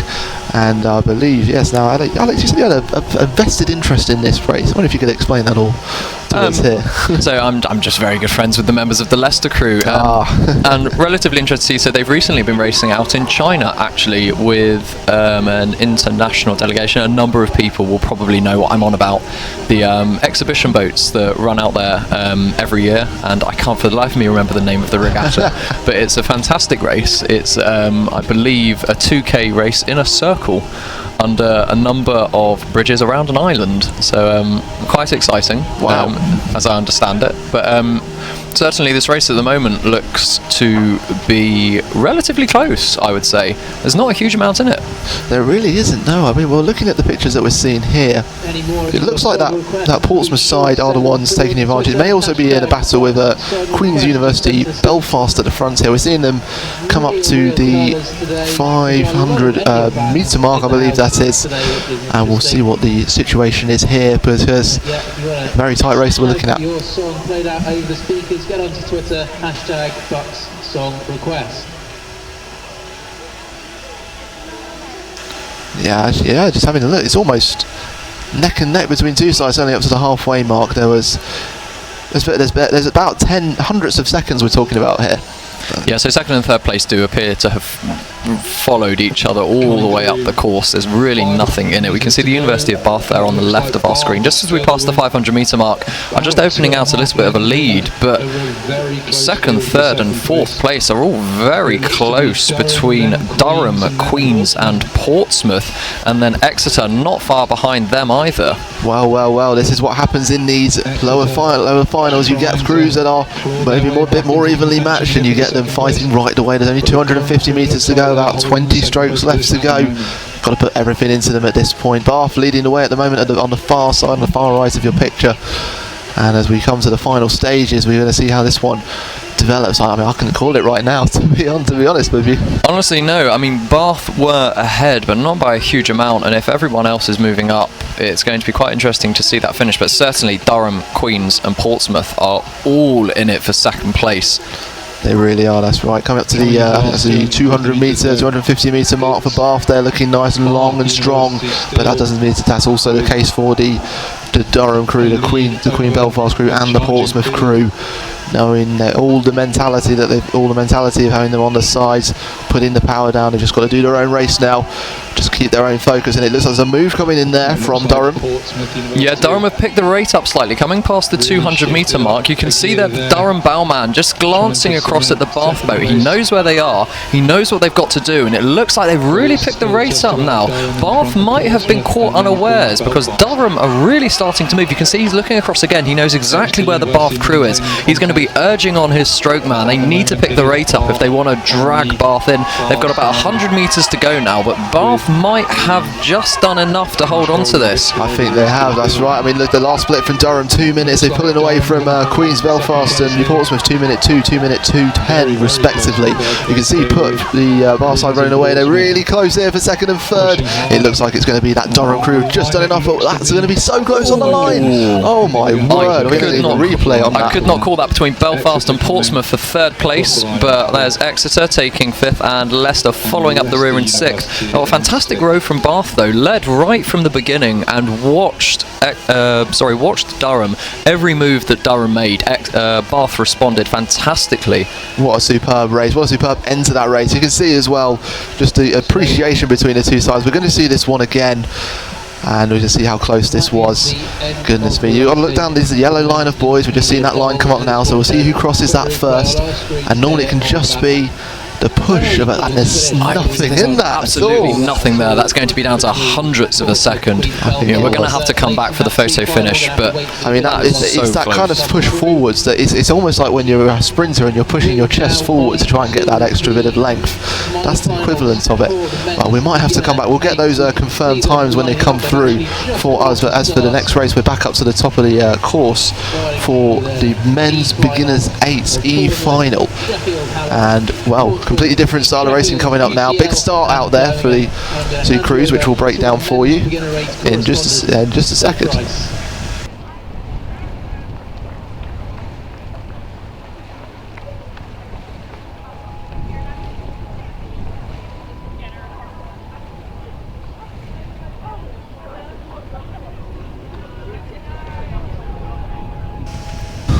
So we've gone back up the course now, and it is the E final of the men's beginner 8s in lane 1 Bournemouth, lane 2 Sheffield Hallam, lane 3 Portsmouth, lane 4 Sheffield University, lane 5 UCL, and in lane 6 on the extreme left of your screen is the University of Birmingham.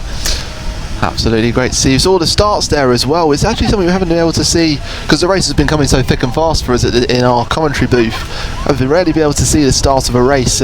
You could just see there it goes from a moment of complete silence and stillness, and suddenly just everything erupts into life and animosity, and that's what we saw there. It's an incredible thing to be part of as well, I think, the start of a race. It is. There's so much going on in the start of an 8s race, certainly in the start of a beginner men's 8 race. And the noise is the thing that I think people don't realise. The noise of 6 8s all leaving together, all heaving through that first stroke is something to behold. It really is. It's incredible. We've got a hand going up. It appears we have a hand going up. That looks like the Portsmouth crew at the moment. They've stopped racing. They've stopped rowing, but the crews around them haven't. That's in lane 2. That's the Sheffield Hallam crew. He's put his hand up. He's not happy about something. His blade is not moving, so it looks like there might be something wrong with his rigger, perhaps. I reckon there's potentially a mechanical difficulty there. Unfortunately, it does look like they were outside that initial 100 metres, where if there is a mechanical issue... Oh, sorry, I'm being corrected. Apparently that is not a rule in BUCS racing. So unfortunately, it doesn't matter. If they've had a mechanical issue, unfortunately, that might be their race done and dusted. That does in look the like first 200 metres. Goodness which gracious. is a real shame for them there. Goodness, that is what drama that is. I mean, it harkens back to a real controversy now. I mean, I'm sure there'll be some conversations had after the race, but right now the race is going to carry on.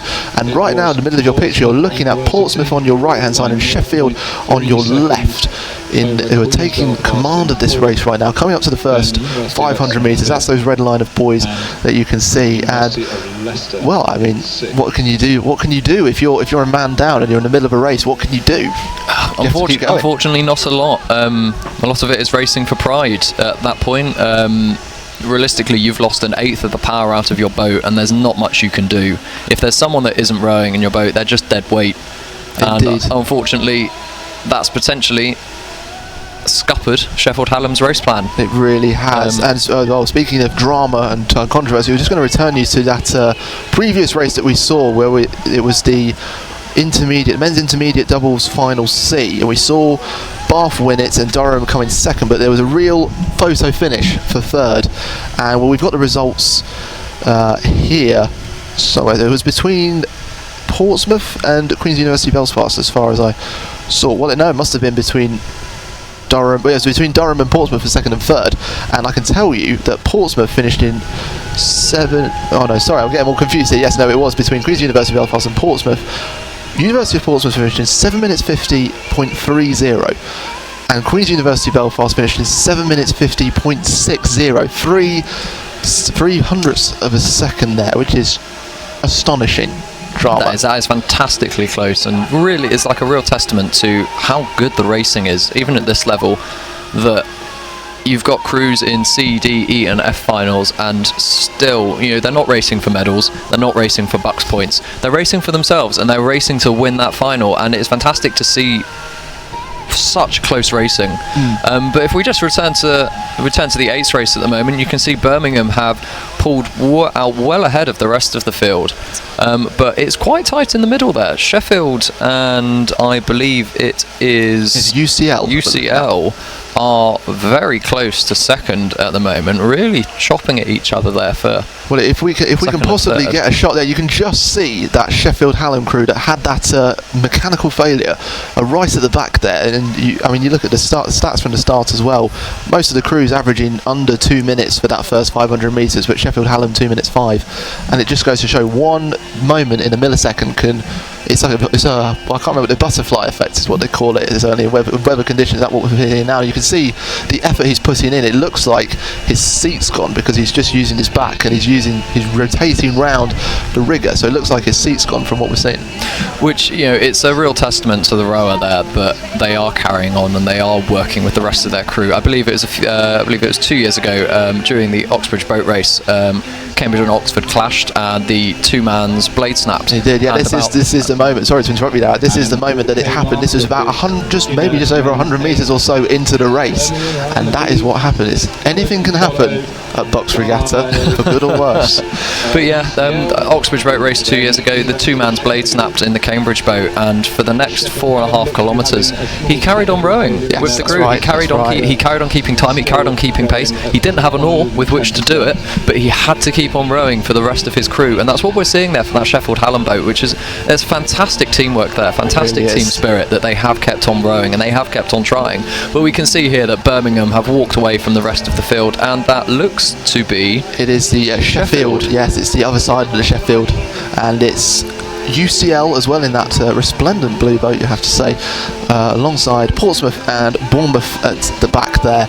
Bournemouth and Portsmouth maybe just lacking that power in the water to keep up with the likes of Birmingham and Sheffield. And we can see there. There they are. He really deserves his time here on screen. The three man for Sheffield Hallam. He's putting everything into this to try and get his men, to try and even get them into the race. He is. Unfortunately, they're not going to win. They're not going to come fifth. They're going to come last in this final. But I think he could walk away with this with his head held high, knowing that he did his absolute utmost to pull that boat down the course with the other 7 guys in his boat. He's not stopped trying, and I think that's a real credit to him and to the crew as a whole. It is, and you have to bear in mind as well, because essentially sometimes the way to think about rowing is different, having different parts of essentially carrying a bit of different weight. You're carrying your own bit of weight when you're blade in the water, but then when you're out of time, the others are spreading that weight with them. So essentially the 3 on his side are carrying some of his weight as well. But right in front of us here we can see those Birmingham crew striding ahead towards the finish line. They've opened the gap up with some ease there, and we'll probably see the Sheffield and UCL crews coming up next into shot. But what a distance that is, especially in beginners 8 level. That is a very long distance. Birmingham have had an absolutely fantastic race. They've led right from the start and just walked away from the rest of the field, and that's a real credit to the quality of rowing that Birmingham have got that is coming out of Birmingham Birmingham at the moment. The coaching is, as far as I'm aware, fantastic. They have their own stretch of water, they have their own boathouse, and they are turning out consistently decent crews. And so it is really good to see them really owning some finals. It is indeed. Just saw Bournemouth finishing just ahead of Portsmouth there. The last crew to go. We will see the Sheffield Hallam crew. Well, hopefully we'll be able to see them crossing the line. Be a nice moment to see the hard work of them being put in.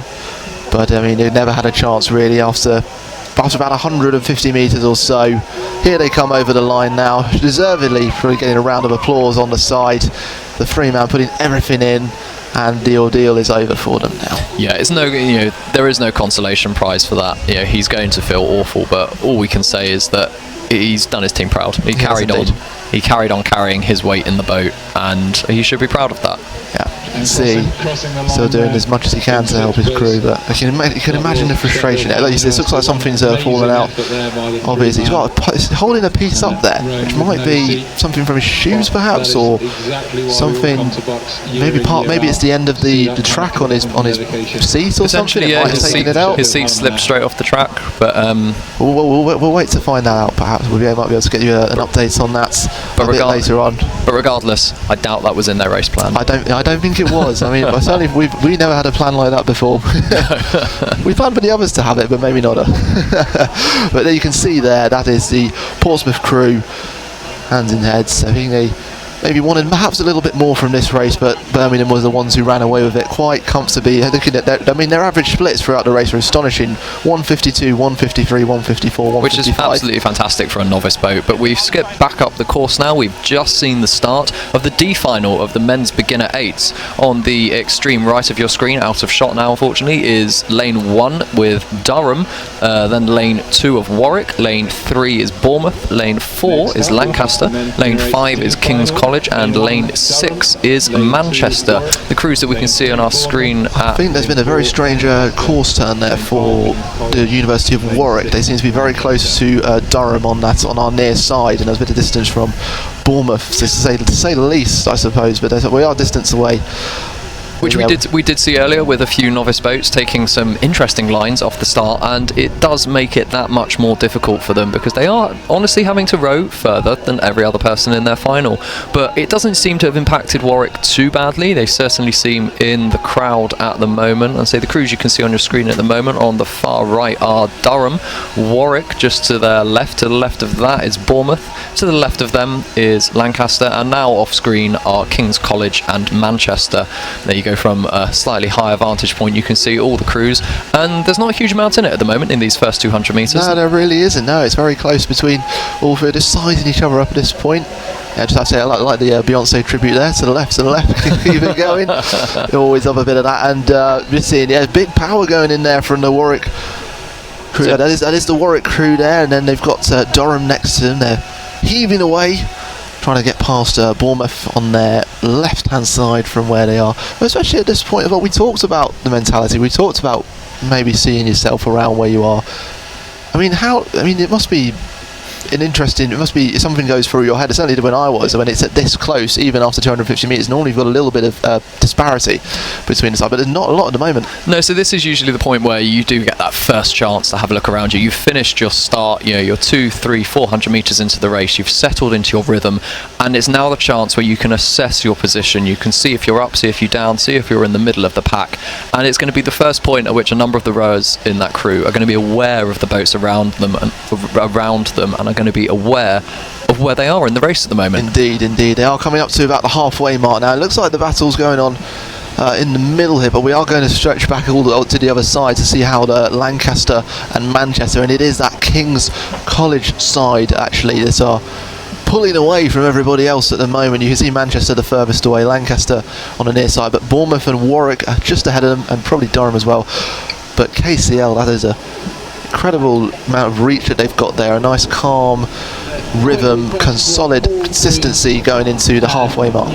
They do. King's College there rowing really well, and you can see that's paying dividends for them. They're a good length and a half of clean water up on the Manchester boat at the moment, and on the rest of the field as well. Yeah, it looks like the Bournemouth crew and the Warwick crew, if we can go along with them to the 1,000 metre, yes we can. It's very close between second place, just edging it, is Bournemouth, and then it's tight between Warwick and Manchester for third. I'm very proud of the Warwick boys.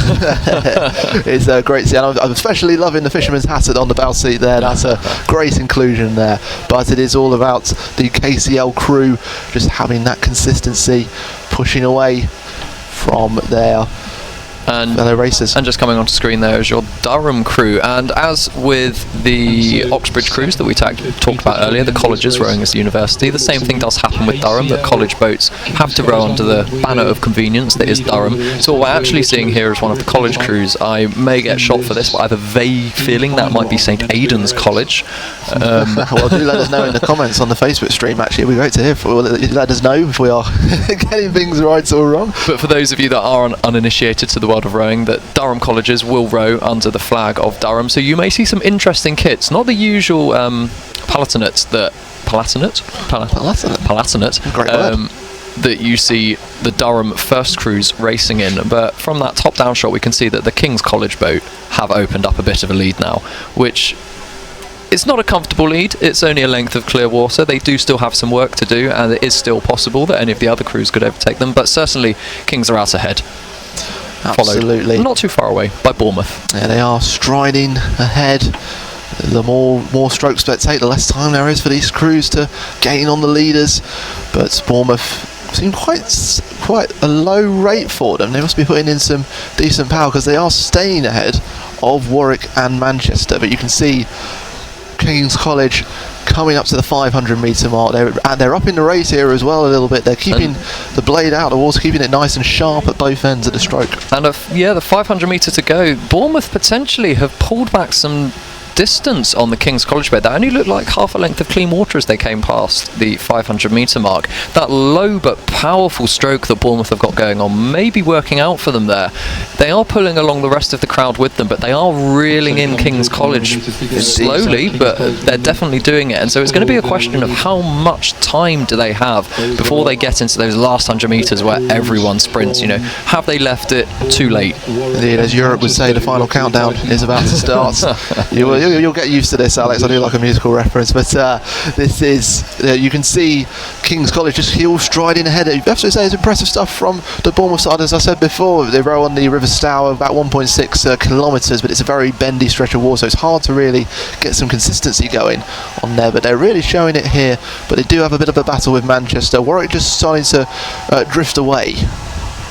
Yeah, because at the moment they're coming into sort of the last 250 metres, and Kings do still have that lead, but it does look like Manchester have come back into the fray. They have been hovering around the third, fourth place at the moment, but it does look like they're moving back now. They are up with Bournemouth.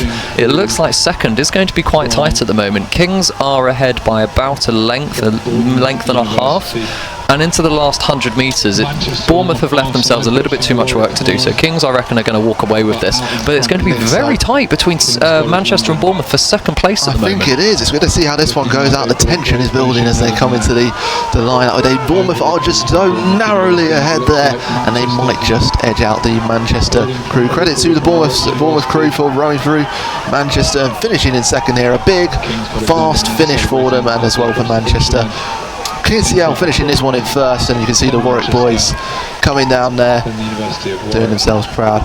And in lane 4, Lancaster coming along, and we'll see the Durham crew just behind them there. The college crew, who we said was St Aidan's. St Aidan's. There we are. Well done, St Aidan's. And we'll see how the C-final lasted the men's beginners 8s fairs. And I have to say, actually, I think it's the beginners 8s that is one of the most. Out on the intermediate 4s, they have such a massive intake, which we said before just goes to show how much is being put into these this novice level of rowing. The depth of novice, the depth of novice rowing at the moment is absolutely fantastic. There was over 40 entries, I believe, for the men's intermediate 8. So a number of people after the time trials have actually been eliminated. There simply isn't the room to fit them onto the timetable, which is a real shame for those crews that have been eliminated, but is really good for rowing in general. It really shows that there is such a depth of quality yet to come up into the intermediate ranks, and you can see the splashes there as we go underway with the C final of the men's beginner 8s. Yes, this is C final. Just to take you through it, in lane 1 nearest your picture is Swansea, lane 2 Southampton, lane 3 Exeter, lane 4 UE University of West England, lane 5 Queen's Belfast, and in lane 6 all the way on the other side is Durham. And there's some good starts in the middle there from UE and from Exeter, lengthening out, getting that rhythm, and you can just see maybe a bit of adjustment there from Southampton, and we'll see how these sides fare. Lane 4 University of West England, lane 5 Queen's Belfast, lane 6 Durham.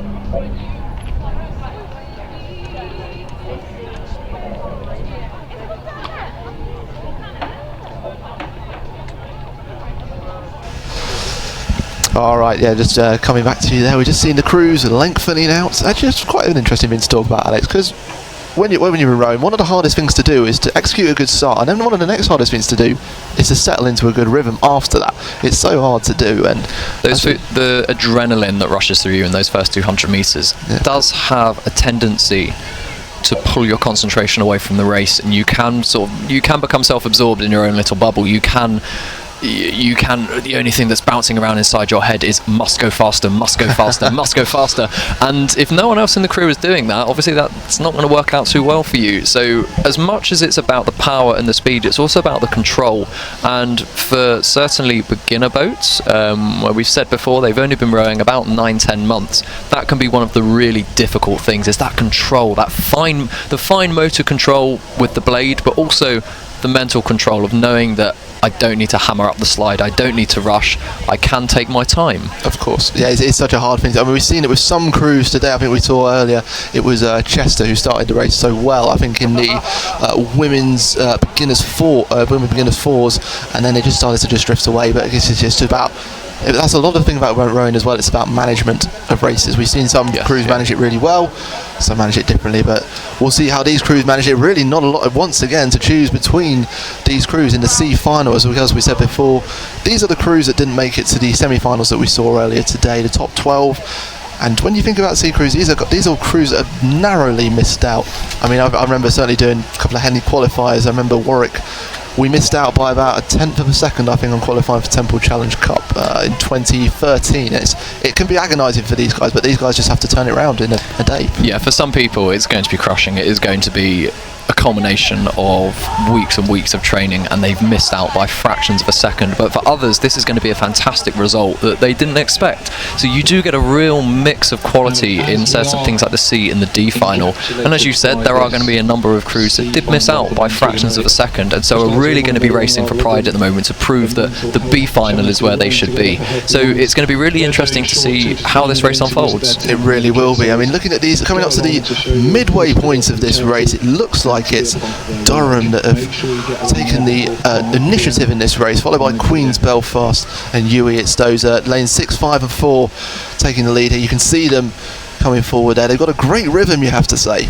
They really do. Durham have a really good programme, and you can see that in the quality of their novice rowing. They look so professional, they look so together. We were only saying earlier about how this is so much of a team sport, and with eight guys all rowing in the boat, it is quite difficult sometimes to make them all row the same.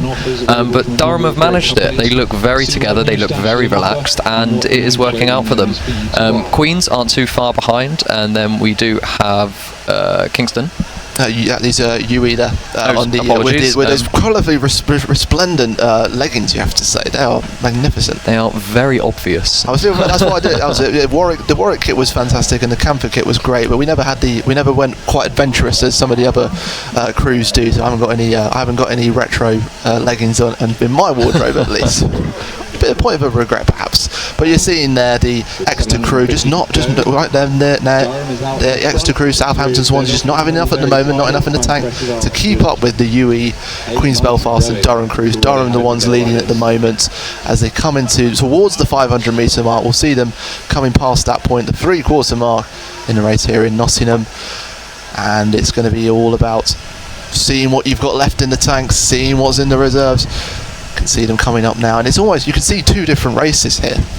You can see Durham and Queens and UE that are very clearly sort of ahead of the rest of the pack, but that by no means, that doesn't mean the race is over for the rest of them. Exeter, Southampton and Swansea are all going to be fighting each other for that 4th position and hoping that they can overhaul the University of the West of England and make it into 3rd, but it looks like the University of the West of England have put in a real good press there. It looks like they're coming back onto terms with Queens there. Oh, this is going to be We were saying earlier about how all these crews are going to have their own race plans, and clearly in UE's race plan there was a big step on at the 500 metre mark, and we can see they right there. Look at it they go. have pulled a good 3/4 of a length out of Queens there. Queens haven't responded as of yet, and UE are still moving, so that's going to be really interesting to see if UE can overhaul them for that 2nd place. But as we were saying there, it's almost a race of 2 parts. Exeter, Swansea and Southampton there still fighting each other for the 4th place, but it's very much those 3 crews up ahead that are interesting at the moment. It really is, and if we go back to the top of the race here,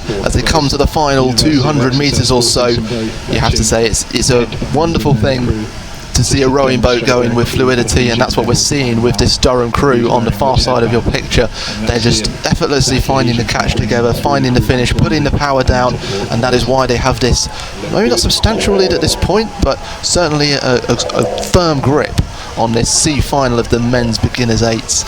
And you can see them just bamping the race up now, but they're not sacrificing length for it as well. They're not. They're putting the rate up in a very efficient manner by just pressing through the water that little bit harder every stroke, and they're moving away from the rest of the crowd. But the interesting battle at the moment is going on for 2nd and 3rd by the looks of it. Just off to the right hand side of our screen, you can see Queens are there, but I do believe that the University of the West of England, they come into those final 100 metres. What we said before, we saw them put a move on at 500. Really there. They really are, yeah. You can see the power going in. Well, deserved win, I think, here from Durham. Just running riot, really, in this race. They come through, and now we're seeing this race for 2nd. Let's see what's going to happen here. It's so close between Queen's Belfast and UE. Have UE got enough in the tank here? Bit of odd steering there from Queen's Belfast, but it's so close. And so, yeah, Queens saw the danger in those last 150 metres, picked the rate up, put the power down, and they've just managed to hold on for that 2nd place. UE by no means should be disappointed with that. They raced them all the way to the line, and it is because of the pressure they put on them that they're both going to have reasonable times. But Durham maybe thinking that perhaps they should have been in the B final, because that was a very commanding race from them. No, they were superb in that race, just had it from start to finish, you have to say. Looking very strong, gulping in the air, you can see there from the foreman, just breathing, taking it all in. So much work goes in, it works your whole body, does rowing. And we're going to see, well, we'll be back at the top of the course for the next set of races. It's been brilliant watching beginners 8s, and we'll go back to see the 4s in action. And here they come now. So this are the CF final of the men's intermediate 4s. I believe when I saw this there were 68 entries into this race, which is quite astonishing, and you can see them there. So from the nearest lane, Warwick in lane 1, Aberdeen in lane 2, Bath in lane 3, UEA in lane 4, Surrey in lane 5, and Durham again in lane 6. Okay, next category we have the men's intermediate cox. And yes, thank you very much, Alex, for that, and giving me the headphones back just in time to commentate on an Aberdeen boat. So thank you. Perfect timing. Yes, back and ready to commentate on these men's intermediate 4s. I do remember seeing them in the time trials. The time trials seem to be lots and lots of boats going past for a long time, and now they've been sorted out by time, so we should get very good finals here with boats of similar speeds racing against each other. And we're just panning in Aberdeen as we speak. So the blue and yellow there closest to us from Aberdeen. And it's a great strip. We can definitely recognise. And we've seen a couple of different strips here. We've got the Freeman who's sporting the, well, we calling it the Aberdeen Scotland flag, or we call it? new kit design. New kit design looks very nice. Like most university clubs, we've been commentating about this most of today, that every club seems to go through a redesign of kit every 2 or 3 years these days, which keeps us commentators on our toes because you have to keep spotting the new one. The other blue and yellow one out there, and I got it wrong yesterday because I thought it was Aberdeen, turns out to be East Anglia. It is indeed, yeah. UEA rowing out in I think it's Norwich Way, I think it is, down there on the, I can't remember what river's down there, but my geography, I'm sure someone will I didn't do A-level geography, everybody, so I'm not amazing. But as you can see, we are honing in on the Surrey crew because they are the ones that are taking the lead right now. They've got a long and strong rhythm and they are doing really well here. Quite astonishing stuff as we see them coming up now to the 500 metre mark. And well, actually, we're looking on the right picture here. It's actually it's actually Aberdeen who are doing really well. Carol's got her hands in the air here. Oh, delighted to see that. I was about to comment on the strength of the Surrey squad because they've been really good most of this weekend and they're going really strong. But I'm delighted to be able to say that Aberdeen, home club, graduated from Aberdeen quite a few years ago now and started my rowing career at Aberdeen, so it's great to see your alma mater doing so well. Absolutely it is, yes, they are striding ahead. It's a superb calm rhythm they've got. I mean, sometimes maybe for those news of the sport of rowing, if you see, you might wonder, why they're not going up and down like maniacs, but that just shows them out of control, and it shows that they're letting the boat do the work here, and that's why they're strides ahead as they come into the final 500 metres of the race here. But there's a real battle going on for second, Carol. Oh, brilliant battle going on for second there, and nothing to choose between 4 crews for that second place. Just trying to figure out who's dropped off the pace, and I think it might be Warwick in lane 1, so it's Bath, East Anglia, Surrey and Durham fighting each other for that second place. But I don't know what the coach of Aberdeen had said to them between the time trial and this final, but whatever he said to them has obviously put a rocket up them, and they've taken this race on from this very, very start by the scruff of the neck and just thought, we're going to take this and see what we can do with it. And it's quite impressive because that is a margin as they go in to about 250 metres out. Yeah, scruff off. What a handful of a scruff I think that is indeed. Wow, what a superb performance here. It is the F final for the men's intermediate fours, but Aberdeen just taking control. But you can see at the back there, it's between Durham, Surrey, UEA, Bath, and we have to wonder where Warwick are as well in this scenario. But you can see they've just amped it up again. Aberdeen just turning up another gear. And it's an absolute joy to sit in a boat when it's doing this. Oh, absolutely. I was just trying to think where my money was going to be for second and third, and I still can't separate those 4 crews. I really can't. That's going to be Durham, Surrey, Bath and East Anglia, and there's still nothing in it. Aberdeen, I don't know why, with this showing that they're in the final, must have had a nightmare of a time trial. It must have, maybe just an astonishing crowd must have been caused or something, but it's just quite a finish for them. But hopefully we'll go to the finish line now and we're going to see that finish for the second place. Let's see who we've got here. Look at the finish. It's UEA right now, Surrey just behind them, and Durham as well. It looks like we've lost Bath in this one, but it's going to be so close between them. But it looks like UEA might just get second and Surrey in third. What a race that is at the end there.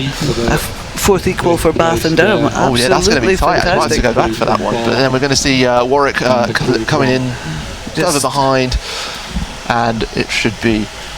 And now, great race had from Aberdeen, really controlling it, but then a real tussle at the back for second and third, which is what we want to see here, I think. Well, absolutely. We want to see everybody race it all out, but great result for Aberdeen. Just panning in for some of the crews finished. Indeed, as they finish, another starts, and we're up to the E final now for the men's intermediate fours. Carol, can take us through who we're going to see now. Well, in lane 1 we've got Oxford, lane 2 King's College, lane 3 Imperial, lane 4 London, lane 5 University of West of England. It'll be in the bright red kit, and we're just focusing in on Sheffield. Quite a distinctive kit because you've got those yellow and black ladders up the side, and yellow bars at the end of their blades. Well, hopefully that's a good omen for them climbing to success, perhaps with the ladders. Oh, that's But, cheesy. I do like a cheesy line, Carol. You know that. But we're also seeing some strong movement here from the Imperial leading the way in second there, followed by Kings. Oxford just trying to stay with them as well. That looks to me, I'm trying to see which college that is. Oh goodness me, if anybody's got one on that, I'm not quite as clued up as Alex was on my colleges. No, nor am I. Under the banner of Oxford University. Well, this is a good race. We've got on the far left we have Sheffield doing well, but there in the middle we've got London, Imperial College and King's College all having a great battle there for those minor places. I think they've left UE just slightly behind. I think they have, they've been caught napping there. Struggling to keep up with the pace in this final quarter of the race. Yep. It's looking long and strong from the Sheffield side. Actually, this is quite an interesting point. You see the blades go quite high because it really varies actually whether some crews decide to have their blades close to the water while they're out, or whether they go for far and they try to just go for absolute certainty they're not going to hit it. But it can vary, can it? It can really vary. Generally, crews try and adapt for water conditions. When it's really choppy, you tap down, keep the blades high off the surface of the water. Every time a blade hits the surface of the water, that's slowing you down. You don't want that to happen. In very still, calm conditions, and it's quite calm today, you can get by with not tapping down, which means as the blade comes out, you push the blade handle down towards your thighs. You tap down far, the blades come up high off the water. But calm conditions, you don't have to do that so much, and you can get away with it. But if it's really choppy, as it had been yesterday, you want your clearance on there. You want the big clearance. You don't want to be slapping the waves. Absolutely, yeah. Well, we're seeing them clearing the waves here, and the ones who are certainly doing it best are Sheffield right now. But you can see them at the top end of the picture. But there is being pushed very close by King's College, Imperial, and London. The capital is charging up on the Steel City right now, and it's going to be a really close one coming in. I'm seeing Carol shaking her head at me. I'm not shaking my head. I just love the turn of phrase. I just think it's wonderful. That's very kind. Very, very. Well, that's what these kind of events are for. You can have fun on the water and off as well. It's great to see. This is why we all come. This is why we come to see these fantastic races that we're seeing here. And you can see Sheffield charging away from those three crews. That's a very composed Sheffield crew. There's another one as well. The second time we've seen a crew really running away from the rest of the pack. Well, makes you wonder about what happened to them. Well, time trials are good, but not all crews are suited for time trialing.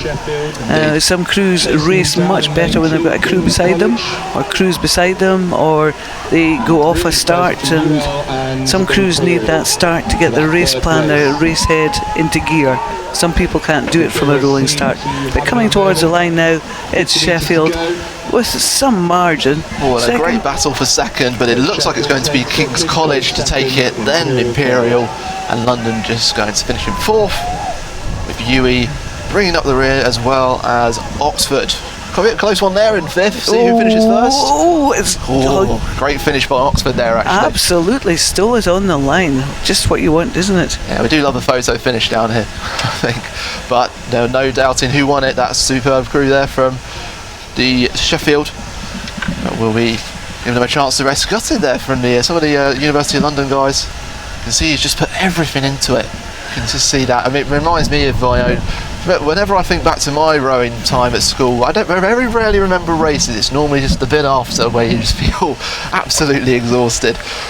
But that's what you're seeing there. You feel exhausted if you haven't won. If you've won, you feel very elated. Exhilarated. And that elation takes over from the exhaustion. You feel great. But the same muscle fatigue, but it's just different circumstances. Absolutely. We're now looking at Newcastle in the D final of the men's intermediate coxed fours, with Strathclyde in lane 1, Newcastle in lane 2, Newcastle taking that early lead, Warwick in lane 3, Exeter in lane 4, Liverpool in lane 5, and Southampton in lane 6. Indeed, and yes, as we said, looking to be a bit of a battle up top there between Liverpool and Newcastle from what we're seeing here.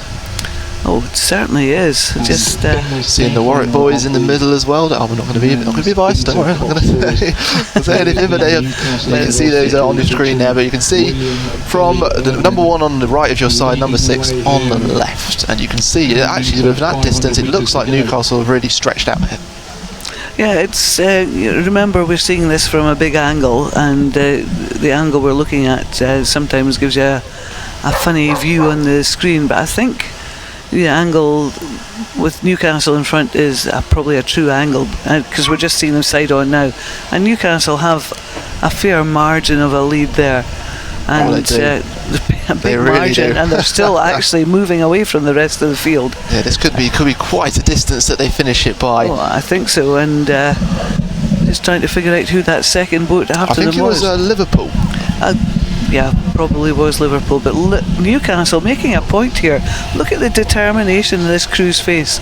They can see they're right in front, but they are not backing off. They are not going to coast to the finish line. They're really going to really hammer in every stroke. It looks superb. They're riding the crests of the wave there with quite superbly, but they're being followed there by Strathclyde in the dots, the polka dots. Polka dots. That kit has not changed its design in years. Very distinctive. You see the polka dots and you know exactly who that is. Indeed. No hiding place for Strathclyde. Indeed. You can say the same about Warwick. They've always got the stripes there. Same with Exeter, the greens. I think that's one of the great things about BUCS Regatta. You see so many different colours. I mean, it adds a bit of vibrancy to the sport as well. It adds a little bit of a different angles to things as well. Great for us to try and spot some different kits. Well, it's a challenge in itself, I think. It's a challenge in itself, but it's also great to see so many universities with crews in BUCS this year. It's not being dominated by the major, what are classed as the major rowing universities. This is a huge spread over the whole country, and we're seeing universities that I didn't even know existed racing today.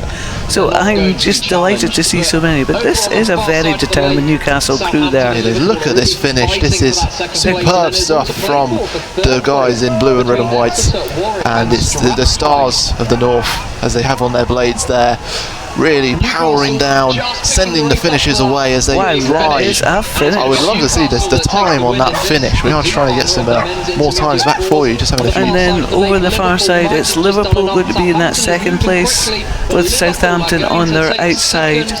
Indeed, we saw Liverpool beat Newcastle in the football at the weekend when they had a result on Saturday, but the results have been turned on their head here. And then Exeter, and then Warwick, and then the polka dots of Strathclyde. There we go. Great race from Newcastle, commanding it very well. But then there's one more final of these men's intermediate fours to come, which will be the C final, which Carol, please take us. We've got some great crews who have already gone past the 1,000-metre mark. Well, I can spot Harriet Watt in lane 1 without even looking at that, because there's another distinctive colour. It's one of the few pale yellows that you see. So that's Harriet Watt in lane 1, Cambridge in lane 2, Lancaster in lane 3, Queen's Belfast in lane 4, London in lane 5, and Oxford Brookes over in lane 6. Indeed, and it looks to be a good start for the Harriet Watt side from what we're seeing here. So doing quite well coming into this second half of the race. But over the far side, I think Brookes living up to their reputation of going out hard and fast and staying out in the front for the rest of the race. And as we panned up there, you could see the Oxford Brookes crew in lane 6 way out in front, and they're maintaining that lead as we come towards about 500 metres out. It's certainly been like that for Oxford Brookes for most of the season, actually, hasn't it? They topped head of the river recently this year. They've always been superb, competing in I think it was Temple Challenge. They always do, and all the big tournaments. Big contenders here at BUCS, but behind them, seeing the cross now, is University of London in the blue. And just behind him in third is, I'm looking at that, I'm thinking that it's Lancaster. Cambridge, beg your pardon, one of the colleges as well. Harriet Watt's having a bit of a tussle with them for third place. Yeah, it's a good result for Harriet Watt if they get on top of that. So, and Lancaster after those, I can't see the Queen's Belfast crew at all. It might be but it's still, as they're panning away from this, the crew furthest away, heading away, the maroon of Oxford Brookes, and then it's London, as Warren has carefully pointed out. And then we've got this, as you said, this great battle between Heriot-Watt and Cambridge. Indeed. We've just seen on your left of your picture there, that's the Oxford Brookes crew there, the crew leading the way here in the men's intermediate 4C final, just striding away there, and on the right of the picture is London, but we will hopefully go back to the battle between Heriot-Watt and Cambridge. I mean, you've seen crews in those scenarios before. There's nothing else on your mind, I don't think, in those final couple of 100 metres when there's someone right there, apart from I'm going to give this everything I can and I want to fall over that line exhausted, as we've seen. Well, exactly, and you want to say you know you've had this great battle side by side. You may be in a 6-lane race, but sometimes the important one is the crew right next to you, because you don't want them to get in front of you, especially not towards the end of the race. And here we have Oxford Brookes just heading towards the line. Some margin of comfort there in this C final of men's intermediate coxed fours. Indeed, and that is a big margin of comfort. Where are the other crews? You imagine they would have been gutted not to be in the AB semi-finals earlier today, but London coming up behind them, and we're going to see the battle for third. I mean, look at this right now. Goodness me, Cambridge just leading it over Heriot-Watt, and they're also in a battle with Lancaster as well. This is going to be so close as it comes up, but it looks like Cambridge might just do it. Yep. Who's going to come in fourth, Dave? Ooh, it's going to be Heriot-Watt. Great race from them, to be honest. Absolutely, and then a Lancaster. Indeed, great finish there. Maybe racing. Might have been a scratch from the Queen's University Belfast side, but we'll see them. It was great to see the intermediate fours being so competitive. Oh, absolutely, and you know, we're up to the C final. We've got the A and B finals still to come. Make sure you do stay tuned with us for that. This is on BUCS, British University and Club Sports Facebook page. You are live. Myself, Warren Muggleton, and Carol Wallace, taking you through the end-to-end action going on at the National Water Sports Centre in Nottingham for BUCS Regatta on the Sunday. And hope you're enjoying your bank holiday. Thank you for joining us for this. And we've got some women's intermediate 8s finals coming up for you, and also those A and B finals. We're really going to see the best of the best in the next couple of hours, aren't we? Oh, absolutely. And you know, a lot of these rowers will possibly go on to do international things, under 23 things later on in their career, and you'll have the privilege of saying you saw them at when they were still racing for their universities. Yes, and some just seeing these 8s just get onto station. The start, if you're unfamiliar with rowing, the start of a race, the boats back onto a station so that they're facing down the course. There is stake boat personnel that hold the bows in position. There is an aligner on the bank who will make sure the bow balls are dead level, so that when the start signal is given, they are straight on the start, so therefore there is no advantage for any crew on the start. So that as they come towards the line, first bow ball over line is the winner. Indeed it is. It's all fair and square. It's all very even. The only thing that can happen is just how you take those about 200 strokes, I'd say it is, I suppose, from start to finish, if you're averaging. I suppose on average maybe a bit more than that, I suppose, if you're thinking about fast finishes, but so this is where it all starts here. I certainly remember I was saying to Alex, this is the moment. This is normally where I would feel the most nervous when I was going racing at Henley. But then as soon as what the race will call, which you don't hear on this, is he'll say, attention, go. And they are the 2 words you hear before you go. And you'll see a red light here go on, that will be the attention, and then you'll see the green light, obviously, for go. But as soon as the attention goes, your senses just suddenly heighten, and then as soon as the go goes, you are in the race, and that is it for the next 7 minutes. It's very funny. It's not very funny, actually. It happens in every crew I've sat in, that you're on the start and you've had the roll call, and then you're called attention, and everybody automatically sits up. You can just feel the tension in the boat, and then go comes, and that exertion of nerve, if you like. It's a fantastic feeling. It's fantastic to watch. If you ever get the chance at a rowing event, go up to the start, sit side onto these crews, and just watch them do the start, because it is spectacular. Next best seat in the house, I think, apart from being in the boat, I suppose. Well, I don't know. I think commentary is a really good seat. Oh well, yeah, we are very lucky to be where we are. Privileged to be where we are today. Yeah, well, let's return to this race, the F final for the women's intermediate 8s. This is we're starting off in lane 1. On the near side of your picture is Harper Adams University, followed by number 2 Sheffield Hallam, number 3 Kent, number 4 lane number 4 Teesside, lane number 5 Durham, and lane number 6 Sheffield. And we were talking earlier about that variety of clubs that we've had, and it is just brilliant. We keep talking about it because it is just so brilliant to see all these different clubs. Yeah, you go to some of the major championships and they're dominated by a few big rowing clubs or big rowing universities, and here in the intermediate event we can see the depth of rowing across Britain. It's spread all over Britain, and it's very popular. To my mind, and it's been something I've been debating with people for a while, I think women's rowing's growing.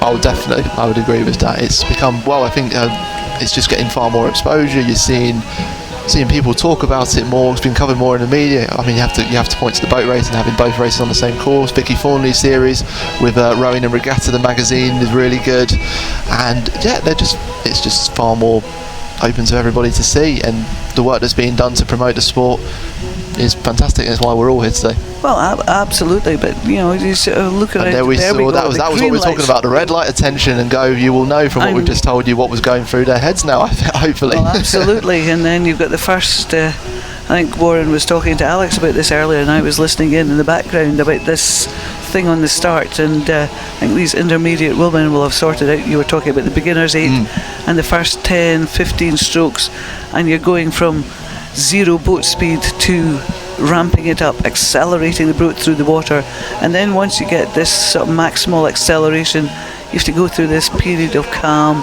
settling the boat down into a nice rhythm that feels sustainable, not necessarily relaxed, but sustainable, to get you down the course. Indeed, and that's what we're seeing in the middle. So I think that's crew there, and the crew in the middle will be the Kent crew, is the one that you see has just settled into a rhythm there.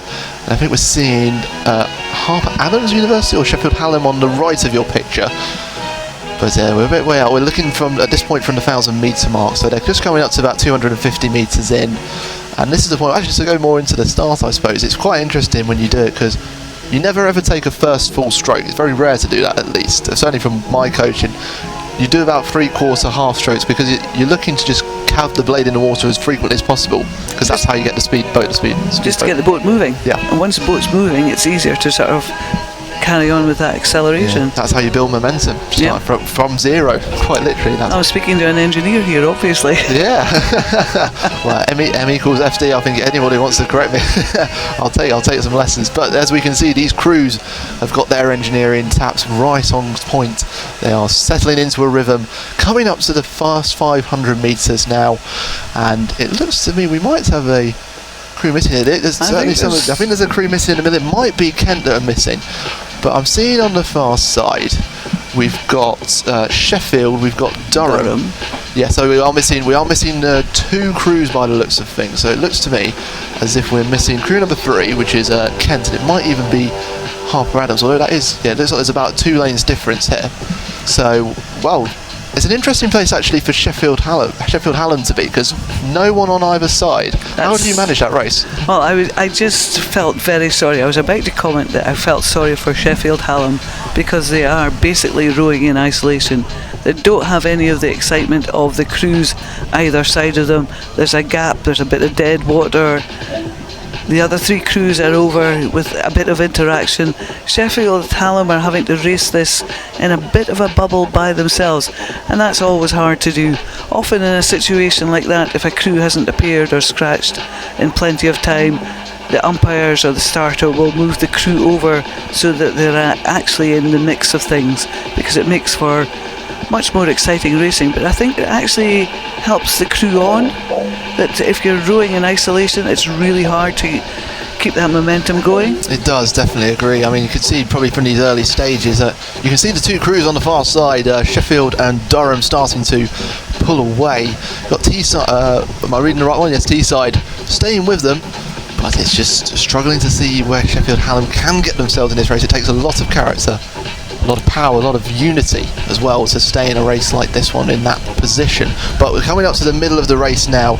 I can confirm to you now that it is Kent and Harper Adams that did not turn up to the start of the race.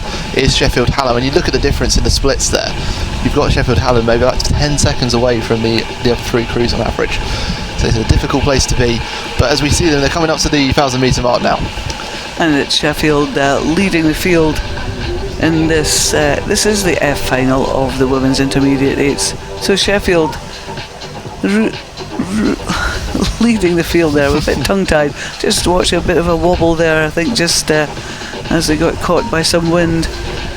Yeah, but yeah, I think it can happen sometimes. Just a whipped wind can just change the direction of your blade. It can cause a grab in certain scenarios. We've seen that. We saw about 4 in a row, I think, Alex and I earlier today, which is great for us, but not so great for them. Not so great for the crew. The standard of a good crew is if you have a wobble, you just move on. You move on. You don't dwell on it, or it doesn't impact on the next stroke. That's what we saw with East London earlier today when they came back for about 1k in, having a crab, and then came back to win, which is just astonishing. But it is absolutely astonishing.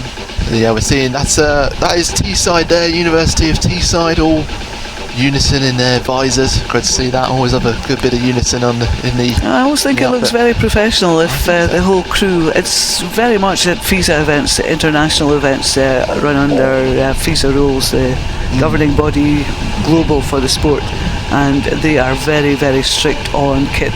That if somebody's wearing, if the crew's wearing visors, and there are a mixed variety of visors, they have to be all the same. Yes, definitely. And everybody racing in the same kit. And it makes you feel really part of the team as well. I remember when I was at school, when we first raced Henley with Camford, one of the big things was being given the white, because we normally rode in blue, we were given a white lycra to row at Henley, and you feel like, oh, I've really made it now, this is it. So you get the same thing for your crews. You just see at the bottom of the picture there, Sheffield Hallam just trying their best to race their own race, I think, but it's a hard place to be, and you can see Sheffield at the far end on the right of your picture, going away with it now, followed by Durham and Teesside, coming up to the final 250 metres. Oh, indeed, and it's Sheffield Hallam, though, give them their due, rowing in isolation, as we've said, a very difficult thing to do. They haven't let their heads drop. The Cox is obviously doing a phenomenal job just to keep them motivated, keep the power on, keep the focus within the boat, keep them racing through their own game plan, knowing what they needed to do, and they're not as far behind as they could be. But it's a class act from Sheffield here with the Durham in second place, Teesside. Indeed, yeah, looking different, definitely parts of the world's part there. This is 500 metres to go at this point. See, the conditions just started to calm down a little bit. We had a bit of a breeze earlier, I think, on the water, but it's just starting to calm down from this position where we are. Crew's just starting to spread out now as well. You can see at this stage, you can see they're all just trying to row their own race now. Oh yes, very much so. But that in itself can be quite difficult, rowing your own race and executing your plan. And Indeed, it can be difficult to keep motivated when you know there is a crew quite some distance in front of you. I suppose maybe in these scenarios, because obviously if those of you new to rowing, there are two different styles of racing really. You have head racing, or like time trials, which you saw earlier today, where crews go off individually, and you have regatta where you're normally side by side or in knockout stages. But in these kind of scenarios where you are quite separate, could you maybe have a change of mentality, like a sort of chasing mentality? Is that something that would enter your head? Maybe change the sort of style that you're racing to go towards head race racing? Or is that just a wild theory? Well, I don't know, because head racing you have a different start procedure, you go through a different build and I suppose, yes. settle, whereas a sort of side-by-side race, you're going from the start, zero boat speed, accelerating. That's true. And that I suppose brings maybe with itself a different kind of mentality. Scenarios where you have such distance between the crews, in order to maybe kind of like reset yourself to try and restart your race, would you maybe have a different approach towards it? That probably calls for a very interesting psychological analysis. Maybe we better we'll talk about that after the races. I think we might have to, because I don't know about you. Once I'm in a side-by-side racing scenario and I'm under get out of it, isn't it? And I'm under starters orders, that's it. It's gone. That is it, indeed. But someone who's certainly led the race from starters orders to the end. Sheffield striding away, those ladders on the side of their lycra we've mentioned before. See them coming up to the finish line nice and comfortably there, just took this race on and just drove away. It's quite a demoralising thing when you see a crew just pressing away every single stroke. They're not making like big strokes, they're just making the little inches which just add up to metres and lengths and distance. But there's Durham coming in second. Yep, and they've had their own race as well, and just watching Teesside come towards the line. Just in a few more strokes. They've all had their sort of own race plans to work out and figure out. They were all closer, much closer earlier on in the race, but as the race has progressed, as Warren has said, those little incremental advantages have built on each other, compounded interest into bigger gaps as they come towards the line. Indeed, yes. It's looking about maybe a sort of perhaps a 8-minute finish or so from Sheffield Hallam. Oh no, sorry, from from Sheffield, University of Sheffield. And here come now Sheffield Hallam coming across the line. Good pace going on there, nice and together. Just couldn't quite keep up with the rest of the pack there. But there are the winners, Sheffield on the other side of the Steel City, and they take it in knowing they have rode a good race, but maybe disappointed to miss out on the D final, which is coming up in just a second actually, which will be great to see. Great to see who we got coming. We got some interesting crews in that race. Well, spread all over the country. West of England, Manchester, Southampton, Warwick. That's one of my favourite things about this. It is so national. You've got crews coming from the southwest, like the Plymouth and Exeters from the southeast. You've got UEA coming from Northumbria. You've got the Welsh crews, the Irish crews, Scottish crews, and they all come to this centre of rowing to... Well, that's the beauty of being at Nottingham, because it is very central. Indeed. Everybody has to travel some distance, apart from Nottingham and Nottingham Trent. They're all right. Leicester are probably all right in Loughborough. Maybe they take the long way on the bus or something. I don't know. But most other crews have to travel, and I think sometimes when you travel to regattas and they're staying away for a few days, it sort of fosters a really good bond within the club. It means that you're there for the time trials in the morning, you're there till the finals in the afternoon. You get a good club spirit going on. Newcastle have a phenomenal support. You probably won't know about this just watching this on YouTube, but I've been up in the commentary tower some parts of the day, and every time a Newcastle boat goes past, there are a cloud of spectators somewhere on the bank cheering them on, and you can hear them, so you know there's a Newcastle boat somewhere on the water. And it's lovely to, as a really well supported club, because they do support each other. They do, and that is lovely to see. I remember this. I remember doing my first head race for Warwick Uni at the Kingston Head. Great head race that it's going round, and then I hear these cheers like, "Oh, go on, Warren!" I turn around, and it was like all my old school crews who were cheering me on. They sort of were recognised, and then there's a big bellow from my head coach, who was Ian Dryden, 6'4" man, absolute legend. But it's amazing. Yeah, they all support each other. They all do this stuff, and it's just that community feel, which is hard to find with other sports. I think it's such a tight-knit one.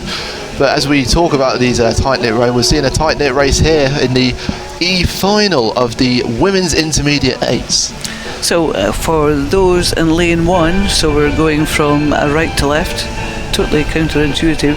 We have University of West of England, in lane 2 Manchester, lane 3 Southampton, lane 4 Warwick, lane 5 Nottingham, and in lane 6 Bournemouth. As you can see, Warren and I are rabbiting on about the spread of crews from across the country, and you can see how far we're spread. See it here, like you have straight down the middle. 2 from the south, two from the Midlands, Warwick and Nottingham, Northwest and East Anglia as well. Oh no, sorry, UE, Bristol. UE. Yeah, I've got my UAs and UEs wrong. You did say geography wasn't as strong as you are. I think that's how you say your vowels, I think. But they come up here. It looks like it's the Manchester crew that are looking very long and very strong. They've got good unity, and you see the picture way across the river there, looking absolutely fantastic to see all these crews up here. You can see actually just in the corner there's the women's intermediate lightweight single sculls. They are our first B and A finals that we're going to see today. They're coming in about 3 races time. It's going to be great to watch. It's going to be really good. If you're new to the sport and you're not really sure about what's happening, you're just seeing 6/8 race, and you don't often have the privilege of seeing 6/8 race. No, it's just so exciting to see. It is a spectacle. It is, and we've been seeing it about several times today, which is brilliant. And it's let's have a look and see what we got here. We've got Warwick in the middle there, the Warwick crew. The women's programme really is taking strides there, especially the Bournemouth programme. I remember when I was at school there, I only saw about 1 or 2 8s, maybe like an 8 and a 4, coming out of the boat club at one time. But now they sent about 4 or 5 different crews this year. Which is so it's great to see the programme developing, as we've seen with so many different universities that we've seen here today, and we're just looking at this picture here. It looks to me maybe that UE maybe have dropped off a bit. There's a bit of a battle going on between, well, I'd say Bournemouth might even have a little bit of an edge over the middle four from here, but it's obviously a bit of a one to judge. We are coming up to the 1,000 metre mark soon, so we will be able to take you down to Lakeside. Yes, I was about to disagree with Warren, and then I realised he was totally correct because I was reading upside down.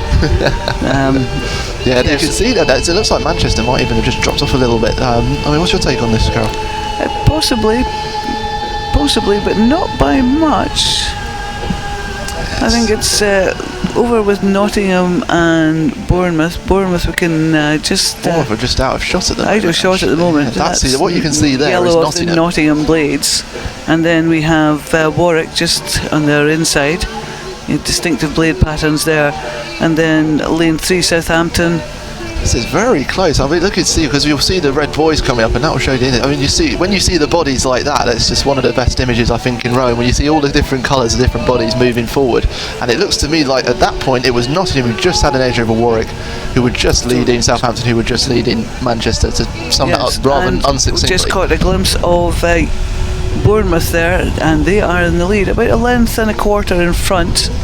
They are indeed. Yeah, look at the distance that they've got there. That's it. And then the battle is on for 2, 3 and 4. Indeed, yes. We'll just have a look, see if you can get you some stats. Yeah, we have a look at the starts here. You look at Bournemouth, 1 minute 56 to go the first 500 metres. The nearest to them was Southampton in 1:59, but they've been caught up. Not much to choose between them and Nottingham and Manchester. Warwick as well, just trying to keep the pace up. You can see University of West England here.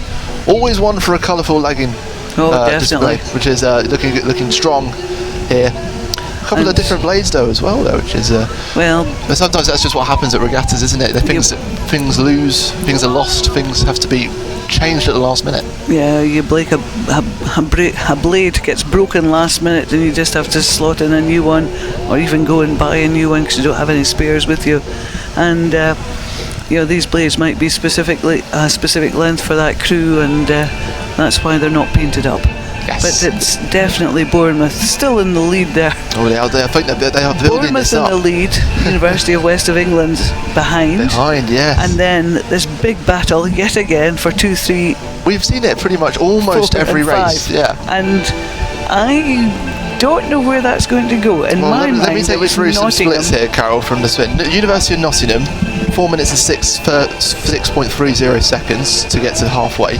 Warwick 4 minutes 6:60. Southampton 4 minutes 7:40, and Manchester 4 minutes 8:80. So we're talking about what, 2.5 seconds between the four crews. Well, that's why it looks so close then. Indeed, well, that would help. And then Bournemouth, as you can see, striding out in this E-final.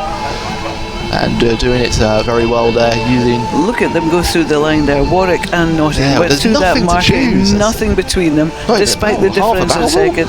But half a length behind them. We might be losing Manchester here. Manchester, but half a length behind Southampton. You can see the stroke might be trying to see the hand movement has certainly picked up pace for Manchester. And Southampton, you can see that they're trying to really...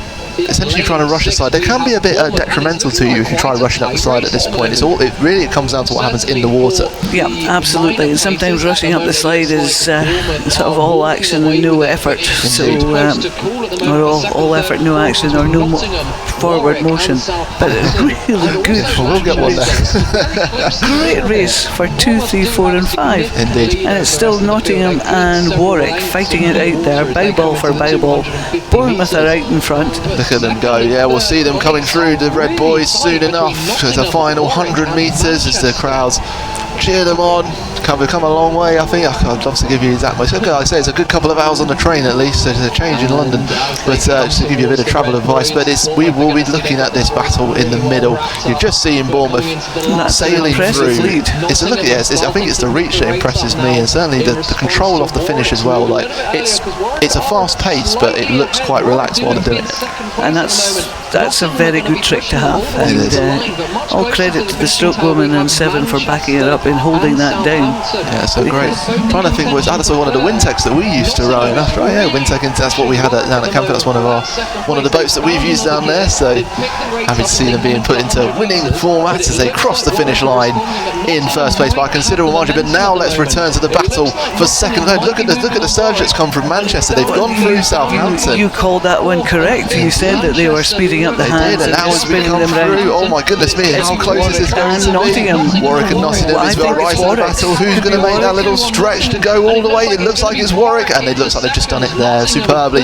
Nottingham behind, then Manchester, then Southampton. We'll wait for UE to come through later on, but what a great finish. Oh, absolutely. This is what you want to see. This is what, this is what happens. Things are just starting to fizzle now, I think, around the National Water Sports Centre. Oh, definitely. We're getting into these finals. We're starting to play for things that are really starting to count now. We're looking at the end game now for today, and things are really starting to count. The crowd know, the anticipation's building, and now these races are just getting also closer and oh so more dramatic. You see, look at all the effort there from Southampton number 3. You know, she's put everything in to try and get ahead in this race, but it just wasn't enough in the end. Great finish from Nottingham as well.